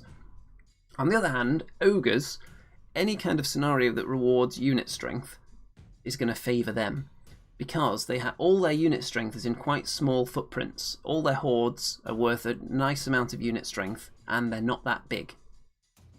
So, and there's also no individuals in their army. So I think we had maybe the same number of drops, the 2 armies, but my opponent has got 5 or 6 unit strength higher than I do. So, is that going to be an issue? We'll find out. You can see there's a bit of a gap in this ship here. So my Overmaster is positioned there. Nothing can actually charge through there from the ogre army, so I can just sit there and look out of it and can't be attacked by anything because the gap's not big enough, but it's big enough to see through and then fly over the whole thing. So it's a good place for him. In the middle I've got all the walls of meat. I've got the Immortal Guard guarding the flanks. And yeah, that's about the gist of it. Going through my opponent's list, there are no upgrades on the units, so it's a really simple one when we get to them. So, these are Berserkers. There's a Berserker Bully, I think, which only inspires Berserkers at the moment. There are... let's have a look. The ones with the shields are the Siege Breakers. There are 2 hordes of them. The other one is... what is it, the unit with the shields? They might be... that. Oh, there they are there. There and there. Those are the 2 Siege Breaker units. There are 3 hordes of Boomers. One there, one there. You can tell because they're holding pistols in one hand. I think they're actually GW Black Orcs. There's another Bully. There's some Goblin Scouts. There's a Standard Bearer. There's Nomagorok with some magic ability. There's a Chariot unit. There's the other Boomers, I think. More Berserkers and 2 lots of Chariots, in fact. So, both these armies, very, very killy against each other. You'd expect that when they hit each other, things are going to die. Nice survivable armies against certain opponents, especially mine, but against each other, I think there's going to be a lot of killing going on. It should be a complete bloodbath because they have the tools to deal with each other. Lots of crushing, and it's going to be a bad time for everybody in combat, I think. My opponent has more shooting than I do. We'll see if I can mitigate the effects of that. So turn 1. The ogres choose to go first, to lay their claim to the centre of the table, and move up with everything. I can't block in everything. I have to decide what I'm going to allow to charge me in this game. I want to be fighting as soon as possible because those boomers are going to be annoying if I just let them stay just out of my charge range and boom on me, essentially. And there we go, so just an advance forward, staying out of my charge range. Turn 1 for me. Advancing forward, not caring about the opponent's charge range. Come in, fight me, because that's when I'm going to start kicking your butt. So, what options does my opponent have here? Because I've put the gargoyles in front of some of the boomers, so they can't do multi-charges from this hill into any of my units. And I've also got units in the forest, so they're going to have cover from the shooting that comes down there as well. The chariots are the only things I'm allowing to just charge what they want. I haven't given them any flanks though. None of the flanks are exposed. So the most they can do is the chariots could double charge a unit. For example, this unit. I don't think they can double charge that unit because one of them's in the flank and the flank isn't open because these units are perfectly aligned, so they can only double charge that unit. If they do, they're not going to be able to do too much about my counter-attack. These wolves can block in a unit, but they're probably going to have to turn and leave a facing open to the Grotesque Champion. So it could have a rear or a flank charge on something. The golems, if they get charged by the wolves, can go back an inch and then charge whatever's here, especially if it's leaving a flank open, and if it's turning to face this way, the Grotesque Champion with Nimble on top of a hill can see over the chariots and pick which one to attack. So there are things that will open up if they do double charge there, even if they take out that unit. Over here it's very congested for the ogres because of that terrain piece, that tower, and I'm making it more congested by putting the gargoyles there, so things are going to have to start sidestepping around if they want to shoot, and it's just going to be a bit of a jumble. So I've got my hard-hitting cavalry units here, ready for when it does start, charge in, hit something, and know that they're not going to get multi-hit by things. And I'm going to use my Halfbreed Champions to block in units when the fighting starts properly. Because they're mighty, of course, and holding up an ogre horde for a turn is a worthy use of their skills. The Overmaster isn't ready to fly into combat yet, because that would be crazy going into the front of the enemy army when they're all still alive, so just staring down there, waiting to see if the enemy charge out next turn, looking at their flank. And yeah, that's it. Turn 2 for the ogres. So they do take that double charge on. Now if that double charge fails, that would be nightmarish for them. Very much so. Because there's going to be so many flanks open that you wouldn't believe it. The bully into the Immortal Guard, this is on the left there, and he's joined by a unit of siege breakers there as well, which isn't guaranteed to kill the unit, but you would expect it's got a good chance because that's a lot of attacks there. Then everything else is kind of congested on the hill, with the gargoyles being there, and they're going to get charged by something, I think, in a moment. You can see the wolves have put themselves in front because they didn't want to charge. I don't know if they were actually in range to charge. They probably were, but they were trying to move as close as possible, but there's difficult terrain there, so they couldn't move and stop in it, so they had to stop there. And if I want to attack them, obviously there'd be hindrances unless I use this guy. So you can see one of the ogre characters has charged or stood in front of, I think it's a charge, into the greater golem to keep him locked down for a turn. Unless, of course, this unit is kind of stuck where they are, and maybe there can be flank options depending on this unit being able to get out of the way. It depends how they position after combat, if they kill that unit. If they don't, then I think this guy's kind of stuck.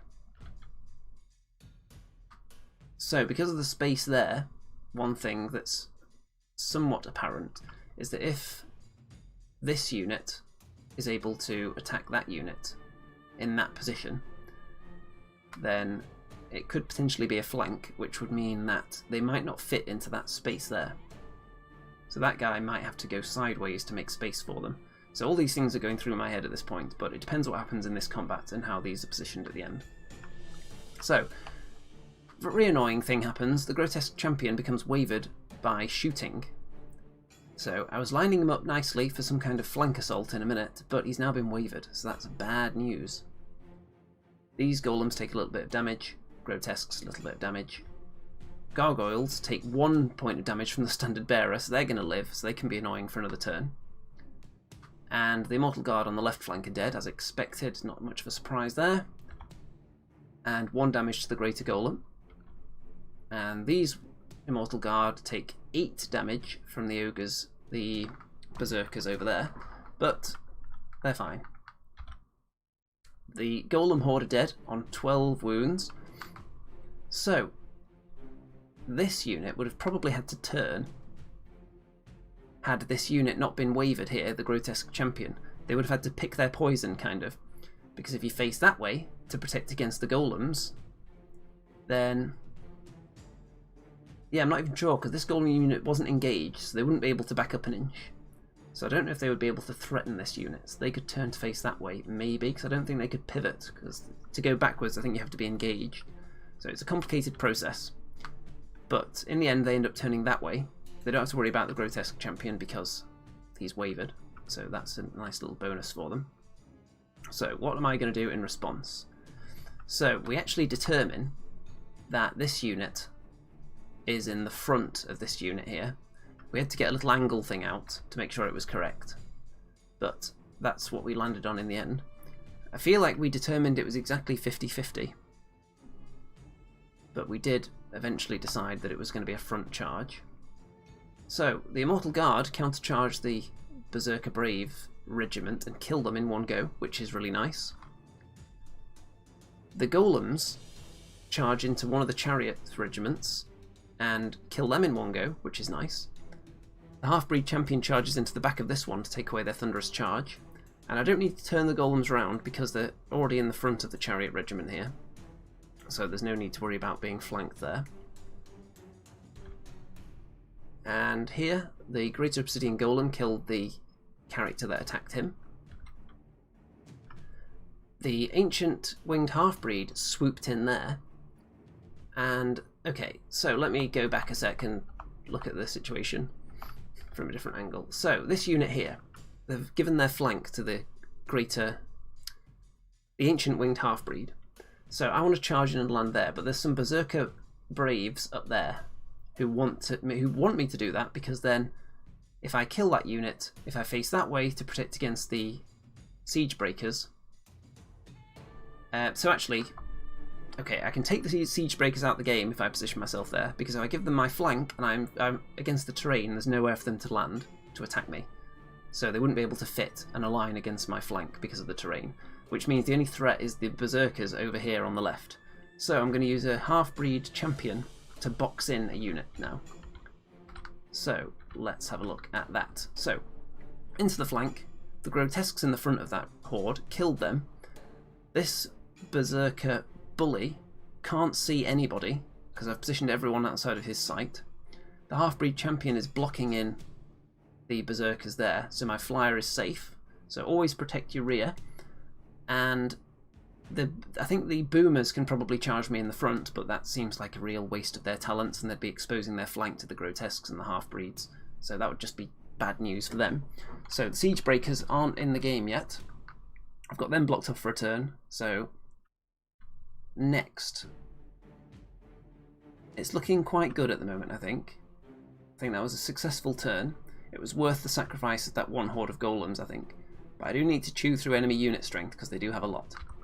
Turn 3. So, I allowed these Goblin scouts to charge the flank of the Grotesques. And the Boomers charged them in the front. So potentially they could take out that unit. It's by no means a guarantee though. The Standard Bearer charges into the Greater Obsidian Golem just to keep feeding things to it to stop it getting into the game. And the Bully turns round to actually face the battle now. Over here, the Immortal Guard that were on that side are shot off by Boomers. And I think it's the Golem that takes 2 wounds there. Halfbreed Champion takes 5 from these Berserkers, but he's fine, which is nice, holding them up for another round. And the Gargoyles are dead now, because the Boomers killed them. And over here, the Grotesques are wavered, which is okay. It's holding up those enemy units. It means I've got some flanks and such open to me, potentially. So, what am I going to do next? Okay, yeah, they don't die from the chariots that had lost their Thunderous Charge, as expected. So, what I would like to do is charge this flyer into the flank of this ogre unit here. However, if I do so, I've then got the Siege Breakers on one side and the Bully on the other side. If I charge something over there, it's not that helpful because that unit's about to die regardless. I've got the Grotesque Champions to charge them in the flank. I've got the front covered with Golems. If I charge into those Boomers, I think they might still be able to see me. So I'd rather take this flank charge, but I can't afford them charging me. So what I need to do is see if I can get my Halfbreed Champion from over here, move all the way here and block in the siege breakers, and that way I could turn round after combat and face the bully and the berserkers with the Overmaster, so he wouldn't get recharged by anything. That is the plan, and then hopefully stay out of charge range of those boomers, because they would be able to see me over the hill. So it requires precision. Chariots are dead. Grotesque Champion in the flank. Golems in the front. The Greater Golem is chewing through that Standard Bearer slowly. So I did make that manoeuvre with the Overmaster and the Grotesques. They kill that unit and then turn to face. The other Halfbreed Champion charges into the boomers to stop them shooting next turn, and this one just goes as far as he can to block them in so that they can't charge my flyer. So, job accomplished there. So, I'm quite happy with how it's looking at the moment. If we look at how many dominate points are left available, then my opponent has, let's see, 1, I think they're worth 2, so there's 3, 6, 9, 12, 13, 14 maybe. So it's a very high unit strength army, and mine's not, so what have I got left? 1, 2, 5, 6, 9, 10. So my opponent's definitely got more alive. Actually, they're worth 2, so would that be 11? Lost track of where I was up to. But my opponent's got more, is what I'm saying. Turn 4. So, unfortunately, the Grotesques, I'm not sure if they had to leave it. I think they had to leave a flank open to someone. It was either going to be them or the boomers. And they couldn't pivot too much because there's a bit of congestion around here. So the berserkers, not berserker bullies, berserker braves flank charge the Grotesques, which is going to be bad for my unit strength. And then the siege breakers going after the champion that parked in their way, and the boomers going after that one. So the champion is dead, and now they're getting ready to get involved in the game. This one's only wavered though, and the Grotesques are dead. So maybe I could have positioned them slightly differently. So here's how it's looking at the moment. So my next phase is I have to start deleting units, because otherwise my opponent's just going to win on pure unit strength. So with my turn, oh by the way, I've changed the pictures of the turn dice, because I discovered when going through the pictures that we actually lost an entire turn of the game. So I don't know what happened there.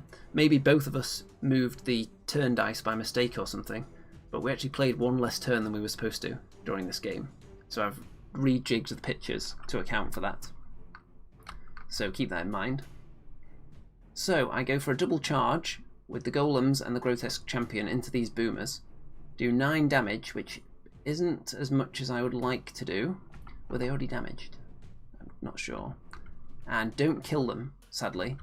So because of that, it was a calculated risk that I took there, because I had to be killing things every turn, otherwise I'm just going to lose on unit strength. So it was a risk that I felt I had to take. Unfortunately, it didn't pay off, so now this unit can be flanked by those ogres there. The Greater Golem finally kills the Standard Bearer. The Half-Breeds kill the Berserker Braves that were there. The Overmaster does a bit of damage to the bully. So, the Overmaster potentially could have done something different here. I think I'd lost Fly because he was attacked by the bully, so I couldn't just hop over him and look that way. So yeah, maybe there's not much I could have done with him other than fight again. If I'd killed it in one go and turned round, that would have been perfect, but alas, didn't kill it, so now flank and rear charge may be open there. Half-breeds would be safe in that instance though, and they're worth more unit strength than he is. Turn 5, so that flank charge does go in, and it is boomers, so they're not the most amazing fighters, but it's still probably not going to end well. Grotesque Champion is going to be in some trouble there as well, I think. What do these guys do? They rear charge the Overmaster. I'd expect that to die now, of course. So Overmaster is dead. Now they're being turned to face the Half-breeds, who would hope to take them out. And over here, the Golems are dead after that flank charge. So it's not looking too healthy at this point, after that multi-charge failed, but it's still not all over. So my turn 5. So what do? I kill that unit, I surge the Greater Golem into the flank of that unit and charge in the front with the half-breeds. So that unit's dead. Over here I've got my Grotesque Champion charging into the flank of that unit. Do quite a bit of damage there. Not enough to kill them yet. So at the moment my opponent has 6, 7 unit strength in there. I've got 1, 2, 5. So at this point we thought we were rolling for turn 7, but it should have actually been turn 6. So we did roll and we did get another turn, so we didn't stop after 5 turns due to the blunder. So my opponent is able to go after the half-breeds, who couldn't avoid being flanked by everything, sadly. And get flanked by the boomers there. This half-breed champion gets boomed a bit. So the half-breeds are dead, taking me down to more dire situation of unit strength. I've only got this guy left now. So I have to kill 3 units next turn. Because we assume that this is the final turn, when actually it isn't. There could have been another turn after this if we were playing properly. So, my plan is use the Ironcaster to flame off the unit there. To flame off the bully. Use the Halfbreed Champion in the flank to kill off this unit that's already wounded. And kill that guy with the Golem. Because at this point, I gave up on winning the scenario. Because I would require a miracle roll to kill this undamaged unit of boomers with either the close combat attack from the Halfbreed Champion or the fireball of the Ironcaster. So I just didn't bother trying because I wanted to get more kill points and give me more tournament points as a result. Rather than fruitlessly going for a 1 in 1,000 chance of winning the game, I decided to just get more points at this stage, thinking it was the final turn when really we should have had the possibility of another turn, which with the dice roll we had would have allowed for a turn 7 as well. So this unit's going to die, that unit's going to die. So they're dead. That's how it looks at the end. At this point we should have had another turn. So the boomers probably would have backed away and stayed within 12. So I don't think I would have been able to charge them with this guy, even backing away an inch and pivoting. I'm not sure if he would have had an angle to make it to them, whether he could have even made the distance. So I would have had to either charge them in the front or fireball them and hope to take them out in one go and then killed him with the Greater Golem, which isn't entirely possible. That bit could happen.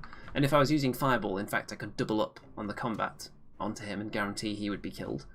So it wasn't impossible, but had we known that there were more turns in the game, then I could have played the last bit a little bit differently and started chipping away at this unit instead of going all in on other things, perhaps. But alas, it's a loss because the opponent here has 4 unit strength in there and I've only got 1. So it's a loss, but I did outkill my opponent. I think I got maximum kill points, my opponent got +4 rather than +5. So it was juicy in that respect. So what else have I got? So I'm trying to find a bit of a wider shot here to see what else is still alive. Is it just all the stuff that you can see in the middle here? May well be. Yeah, I know for a fact that I got maximum kill points. I can't remember if my opponent did. So, on to the final game. And you may think that's a familiar sight lining up against me. Hello, Colour Out of Space and Adamez in the chat there. Hello. So, on to game number 5. And with a tournament with a small number of players, only 14 people, there's a decent chance that in round 5 you might end up playing someone you've already played. Because prior to that, they try to make it impossible for you to face anyone twice. But when it comes to the last round, sometimes you have to, because otherwise the table can get too messed up and you can have the person top of the table potentially fighting someone who's like in 5th place maybe, which isn't what you want for the final round. The person who's in 5th punished by going up against the person at the top, even though they've got no chance of actually catching them in the table. So in the final round, typically that's the only time that you can face the same person for a second time. And on this occasion I came up against the Goblin army that I've already defeated once in round 5 here. And the scenario, I can't even remember what this one's called, but it's the one where you have 5 objectives down the middle of the table and then you take it in turns to pick one that's worth 2. And you can pick them up and carry them around with you. So that's what the scenario is. Can't remember the name of it, but you get the idea. So we already went through this goblin list before. Exactly the same. Giant, mincer mob, trolls, magwans, fleabags, spitters, rabble regiments, wingets. So my idea here, I was picking the token first to be worth 2, so I immediately chose the centre one, because I want the tokens that are more valuable to be as close together as possible. Because I only want to concentrate on one half of this tower. I don't want to have to fight over here at all. I just want to own this area and use that tower to divide the battlefield and then just put a token force over on this side. Token force. Just to hold up the enemy a bit, and I don't care about those 2 objectives. I only want these 3. They're worth more, and that's the plan. And even if I only end up with that one and that one, that's still enough to win. So I've got most of the meat of my army staring down this area. I've got a bit of a fast wing of the army there, looking at the number 2 objective.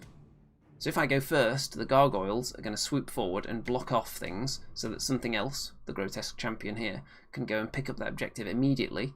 Gargoyles flying in front to block off charges, and then the Grotesque Champion will run away after that, and his retreat will be covered by other units.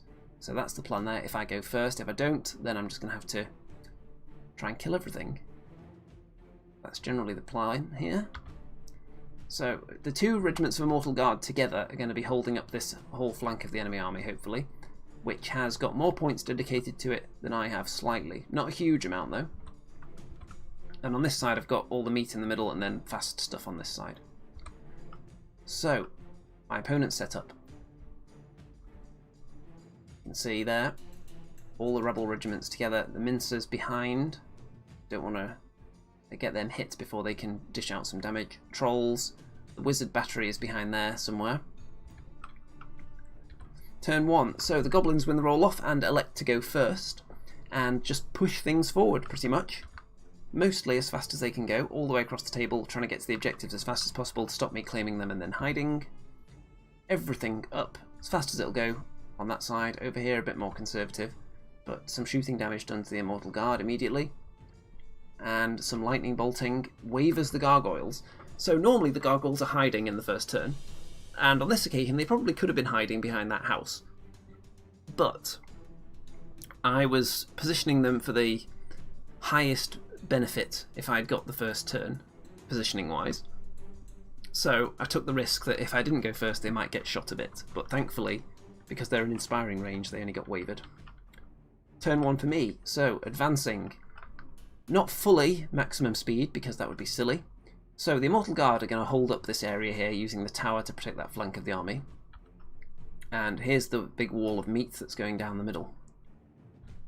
Okay, so a couple of things. The Halfbreed Champion is charged into the Rebel Regiment, because we established that the trolls cannot see him if he lands there, so he's fine there. If the mincer mob wants to attack the Halfbreed Champion, I can then charge it with other things. And it doesn't want to waste its attacks on just an individual when there's juicier things that it could make better use of its skills over here. So he's in a pretty safe spot there. The Overmaster on Ancient Winged Halfbreed charges into the Magwans because the trolls can't see him either, so it's a safe place to be. If I can kill them, there's only wizards and wingets there. If I can't kill them, then no one's going to have my flank. Grotesque Champion is just ready to come down here. You can see where I would have gone straight for that objective if I had got the first turn. So I waver the Magwans, and I don't do too much to the Rebel there, but I can't remember, I don't think I wavered them as well. So I think I did a bit of fireball damage onto this unit as well. 4 it looks like there, it's just poking out in the woods there. Turn 2 for the Goblins. So Magwar charges into these Golems to cover the advance. The Sharp Sticks pick up the 2-point objective. The Trolls pick up a 2-point objective. The Mincer Mob picks up a 1-point objective. The Slasher picks up a 1-point objective. So my enemy, going first, has had the opportunity to pick up the tokens, shoots up this Immortal Guard regiment, and the Gargoyles are finished off with lightning bolts as well. So 2 turns shooting Gargoyles. That's a decent use of their points, really, tying up the enemy shooting. The Halfbreed Champion gets wavered, unfortunately. I would have liked him to charge into the flank of the Mincer Mob to take away their Thunderous Charge, but that's not an option now. The golems take 3 wounds. And that's how the battle line's looking. So, what my opponent didn't realise here was that he had left, let's see, the possibility for my Greater Obsidian Golem to flank charge that Horde. So I don't think he actually attacked it this turn. I think he just moved in front of it. But with the angles, we worked it out, and it was actually possible for the Greater Obsidian Golem to pivot in that spot there and touch the corner and end up in the flank of that Horde. So that is bad news for them. And once I spotted that was a potential opportunity, I was very pleased when the giant then moved up and faced this way, because now I can do that without any threat coming from this direction, so I can attack there and then face this way, rather than having to worry about the giant. The giant is focusing on this area, which is good news for me. So the enemy army has been split. They don't have anything kind of here covering both sides, which a giant certainly could have been doing, so I'm very pleased that wasn't the case. Turn 2 for me. So, this guy doesn't attack anyone this turn. He just flies, swoops up onto this hill and turns around to look down into this area here. And then the Grotesque Champion is going to tag in and attack that injured Magwan unit. And manages to kill them. So my flyer is now looking in this general direction, very scary. The golems there attack the Ribble Regiment, don't kill them yet, but holding it up. So they have actually exposed their flank to the Troll Horde, but we'll see why that might not be the best move for them in a minute. The half-breeds went into the front of the sharp sticks, which I accepted with the phalanx because I had the flank charge from the Greater Obsidian Golem, so I didn't need them to do that much to help out, and that Horde is dead. The Golem then turns to face the only thing that can see it, which is that Ribble Regiment. The Immortal Guard position themselves, so this unit is safe, can't be flanked by the flea bags. This unit is just going to die, but I'll accept that. And there's the overview. So, I've got a really good position with my flyer now, very, very threatening, and we'll see how the enemy counter that. They've managed to get one wingit down here, just so you know. But I think they're the shooty versions of the wingets, so they're not that great in combat, so I'm not worried about giving up my flanks to them. Turn 3 for the Goblins. So, lots of counter charges going on. The Mincer Mob can't actually see much to do much at the moment. Triple charge on this Immortal Guard Regiment. Slasher, Giant, Fleabag Riders, they're probably going to die. Over here, the Lightning Bolting Wizards surround the Grotesque Champion to have a go at him. The Trolls have just decided to go out of the range of the sight of the Overmaster. So, if we go back a little bit, you can see they did have a flank charge on these Trolls, but if they took that, they would then be in a position next turn to be attacked by my Grotesques, who have got the Caterpillar, so it doesn't matter about going through terrain, and the Overmaster, so they couldn't turn to face both of them. So that unit would just be killed and lose their tokens next turn if they took that charge. So they're wisely moving away with the tokens, which does take them out of the game and gives me an advantage in the fight, but gives the enemy a slight advantage in the scenario. So I've got the 2-point objective on my Golem at the moment, they've got a 1 on the Mincer Mob.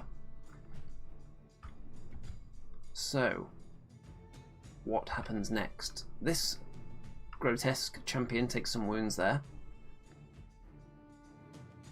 The Spitter Horde fire at this other Immortal Guard unit, doing 4 damage. The Grotesque Champion is wavered, which is okay because it keeps him alive for another turn, meaning he's going to be tying up even more shooting next time.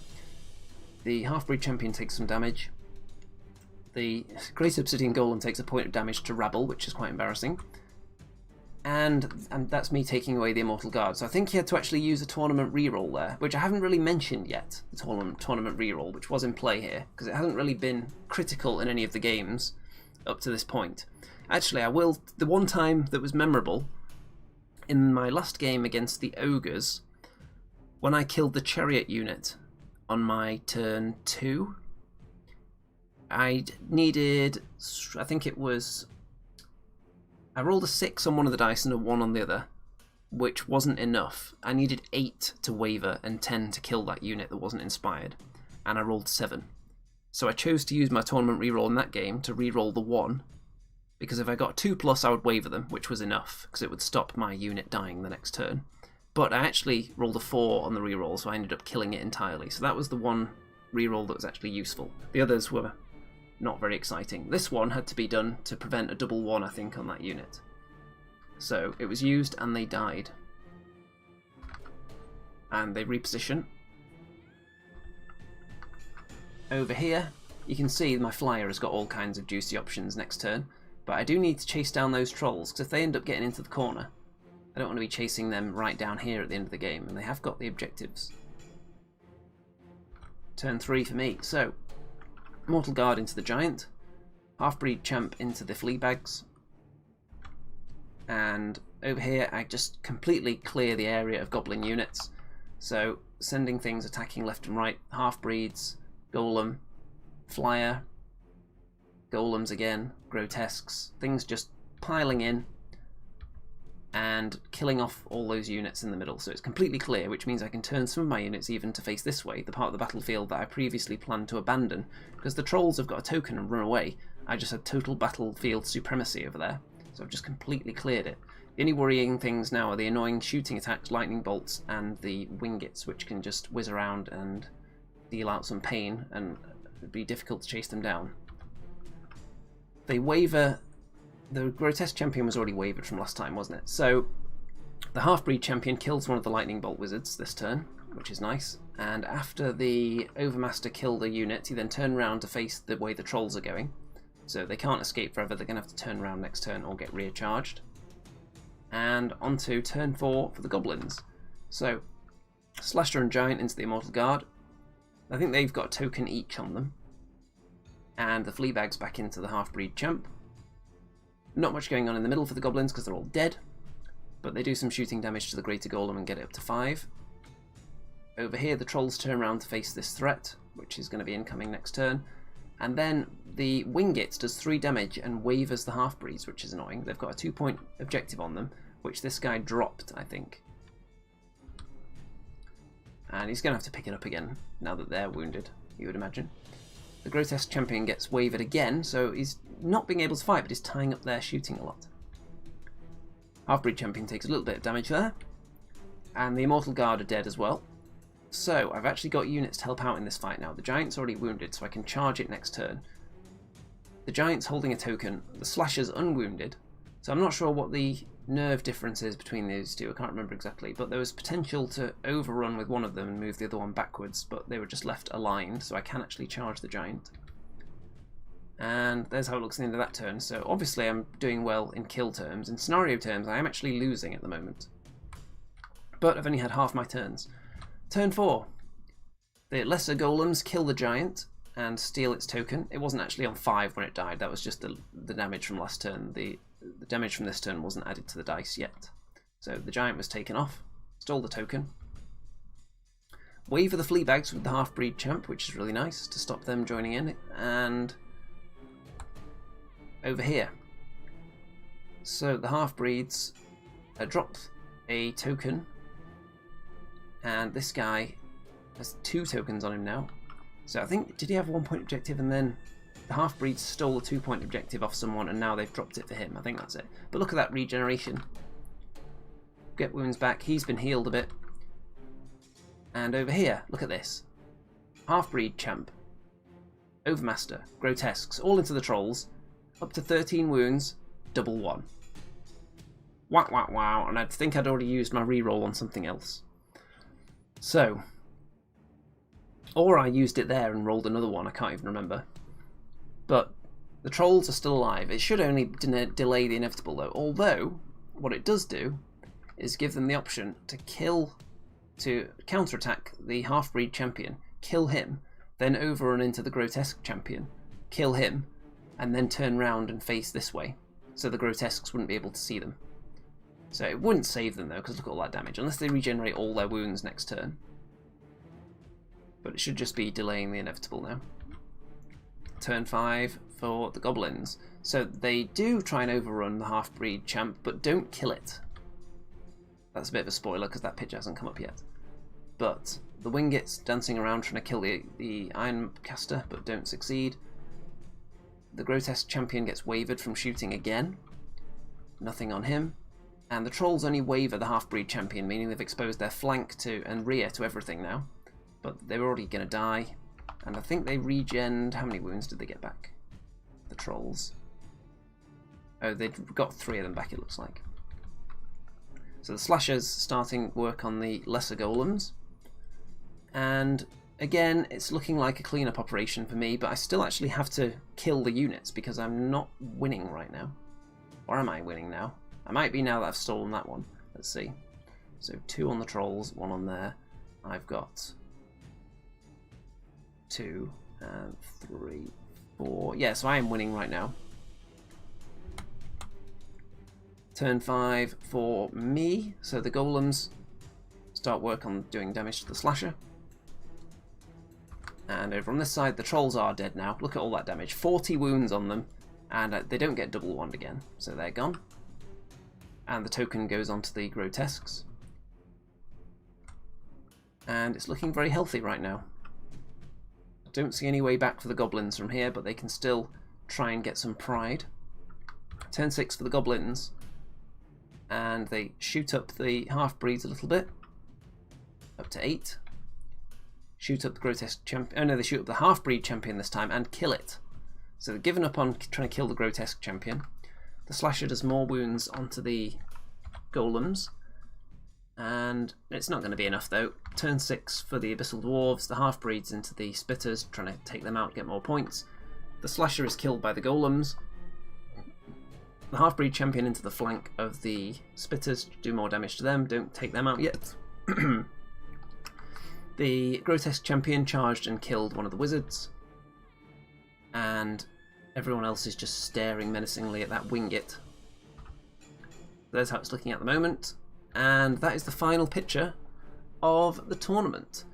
Because there is no turn 7. So that's going to be the end of that game. So because there's very few goblin things left, I do get maximum kill points again. And maximum scenario points. That's a maximum points win. Which throws me up the table significantly. And so depending which table you look at, I either finished 4th or 5th. Because on the initial table I was positioned 4th. But on the Masters website I'm now in 5th, which I assume was either a mistake because there were 2 players on equal points, I was one of them, and there was only a tiny difference in our kill points. So if kill points was used to determine the higher positioning, then it was the other player that is ahead of me. And if there's some other criteria that wasn't visible on there, maybe victory points or something, then it's possible that I should have been in 4th. But I don't know. 4th or 5th doesn't make much difference. We were both very close to 3rd place though, so very close to podium positions. So overall, 3 wins, 2 losses. The losses were very, very close, as you saw. One of the wins was very close. The first game against the Goblins was razor thin and could have gone the other way if there hadn't been a turn 7. The other 2 wins were quite hefty, especially this one. I think this was the biggest. The other game against the basilians looked more one-sided than it actually was at the end because my opponent ran out of time, so I was able to mop up in the last couple of turns. And there is something for me to show everybody here.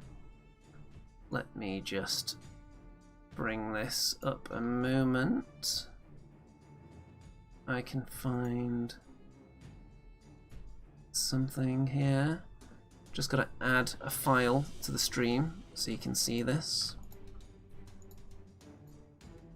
Any thoughts and comments before I wrap this one up, by the way? Because I'm about to show off the final thing here. Let's see, where is it? Just looking for this picture that I've got prepared. It wasn't in any of the folders that I've already showed you.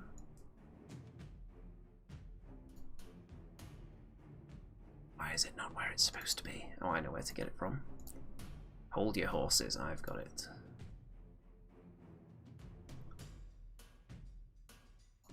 Okay, let's just save that.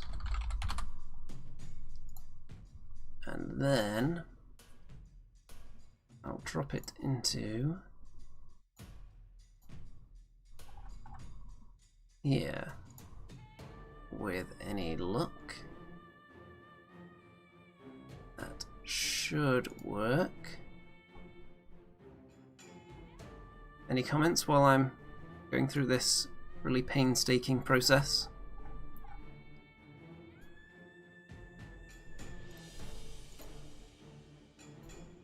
Okay. There you go. Finally. Best painted trophy. Woohoo! So, yep, my army snagged the best painted award. Which obviously is very pleasing to come away from an event with a trophy. And lazy pirate painting. Congrats, mate, well deserved. Well, hopefully I do think it's a nice army, and considering I chose it partially to try and have a chance at the best painted prize, which is why I brought what I consider to be a less optimal unit in the Overmaster on Ancient Winged Halfbreed, which I think is too expensive for how many attacks it has. And it doesn't have the same utility as certain other units that are similarly costed. It doesn't have a ranged attack, for example. Obviously you can take the Spellcaster version that has a ranged attack, but it's not as good as some of the ranged attacks you can get on other similar units, and that one isn't as good in combat still. So I think that's suboptimal, but it's a really nice model and I think I've done a good job on it, so that's why it was in there. And I think it didn't hinder the list too much. I think it did okay in most of the games. I think Susan probably would have been more optimal. So the winner of this tournament was actually the inspiration for my Abyssal Dwarf army colour scheme. You've probably seen it all over Facebook over the years. And that army, the list that came along with that for this tournament, had some similarities to mine, but had more golems, more greater golems, and mortars. So it didn't have as much variety as my army. Went all in on the big wall of defense 6 and the shooty mortars, and it did very well. But I never played against it, sadly. I think that would have been a fun showdown. Abyssal Dwarfs versus Abyssal Dwarfs. Maybe next time. And when's the next tournament? I think there's one in about a month's time, which is a slightly lower points level. I don't know whether I'm going to be taking Abyssal Dwarfs, though. And also, a quick update. As a result of this event, I think I've been knocked out of the top place for the Abyssal Dwarf Player of the Year by something like 0.5 points or something. So the player that jumped above me was the winner of this event, who has taken Abyssal Dwarfs to, I think, 13 events during the season. And I've been to 5, so I think it's a pretty good job for me to get that close even, considering I didn't go to Clash of Kings as well. And my biggest score of the year, my biggest score of the season, came when I was using Goblins, so obviously that doesn't count towards my Abyssal Dwarf score. So going multi-race during the season does hinder your chances at winning one of the Best in Race awards. But I'm not sure whether to take Goblins to an event next. I could tweak the list I used last time with Goblins, lots of trolls, and I could finish painting my Wingit, for example. That would be interesting. I don't think my Night Stalkers will be quite ready for that one, but they are on the table, and they are being painted very slowly, unit by unit, while I'm working on lots of other projects as well. So, let me know what you'd like to see. I've got, obviously, an undead army, a halfling army. I can use my Stormcaster as an ogre army. I've got plenty of options. I can run my undead halflings as undead, as halflings, as Empire of Dust, as whatever I want, really. Whether I would use any of those at a tournament, I'm not sure. The halflings are more difficult to transport to tournaments, actually, because they're so heavy. So even in the new backpack I've got, I'm not sure I'd trust them not to get smashed about in there, because they're 100% metal, that army, apart from maybe 1 or 2 things. So, yeah, I don't know if they'd be going to a tournament again for the foreseeable future. The changes to the units now, though. Giants are better, the Hellfane is better, so they're going to be finding their way into more of my lists going forward. I've done a lot of Abyssal Dwarfs tournaments in a row, if you take out that one exception in the last event, which was for Goblins, but obviously there was the whole pandemic, which was even bigger of a break between using the Abyssal Dwarfs. So, yeah, I'm not sure what I'm going to take to the next batch of tournaments yet.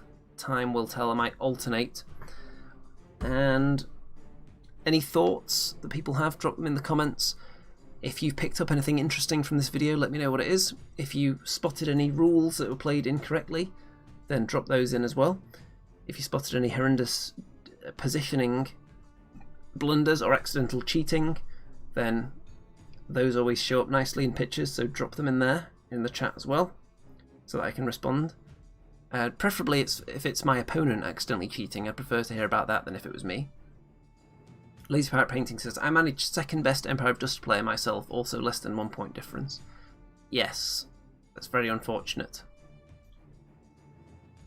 There are some people that do go to a lot of tournaments though, and the more you go to, the higher chance you've got at scooping one of those awards, and some people even get in with a chance of taking best in race for multiple factions if they're really good players, and they can score highly with multiple different races and go to many tournaments during the season. So it's the end of the tournament season now. This is the last one that's played with the pre-Clash of Kings 22 rules. So from now on it's going to be all Clash 22. So Universal Inspiring really helps Abyssal Dwarfs because so much of their Inspiring was not universal, was conditional. And I'm looking forward to running the Halfbreed Champions with the new upgrades on them as well that give them D3 extra attacks against certain unit types, the new artifacts, which I think are really good on Halfbreed Champions. The two Halfbreed Champions may have been the MVPs of this army. They did really well blocking up units, killing things, joining in with combats. They just did well all round. They're not as expensive as Bracky and Susan, so they may well stay in now. The Grotesque Champion did okay at times. I'm not sure it's worth it, considering it doesn't have Inspiring. I'm always comparing it to something like a Troll Bruiser or a Lycanis, and it's on a bigger base than those. It doesn't inspire, and I think its nerve is a little bit lower as well. Can't remember what Lycanis' nerve is now. But I also feel like the Grotesque Champion is a bit more expensive as well. So I'm not sure he's worth it, so he might come out and get replaced with something. I still don't know if Decimators are going to make their way into the list. They haven't been doing very well lately.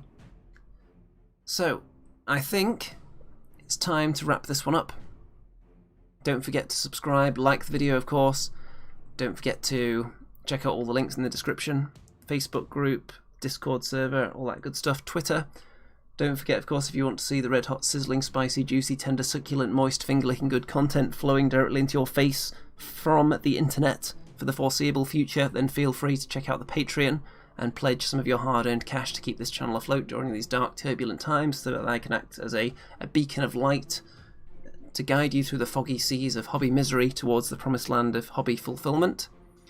And with that, I think all that remains to be said is good night out there, whatever you are.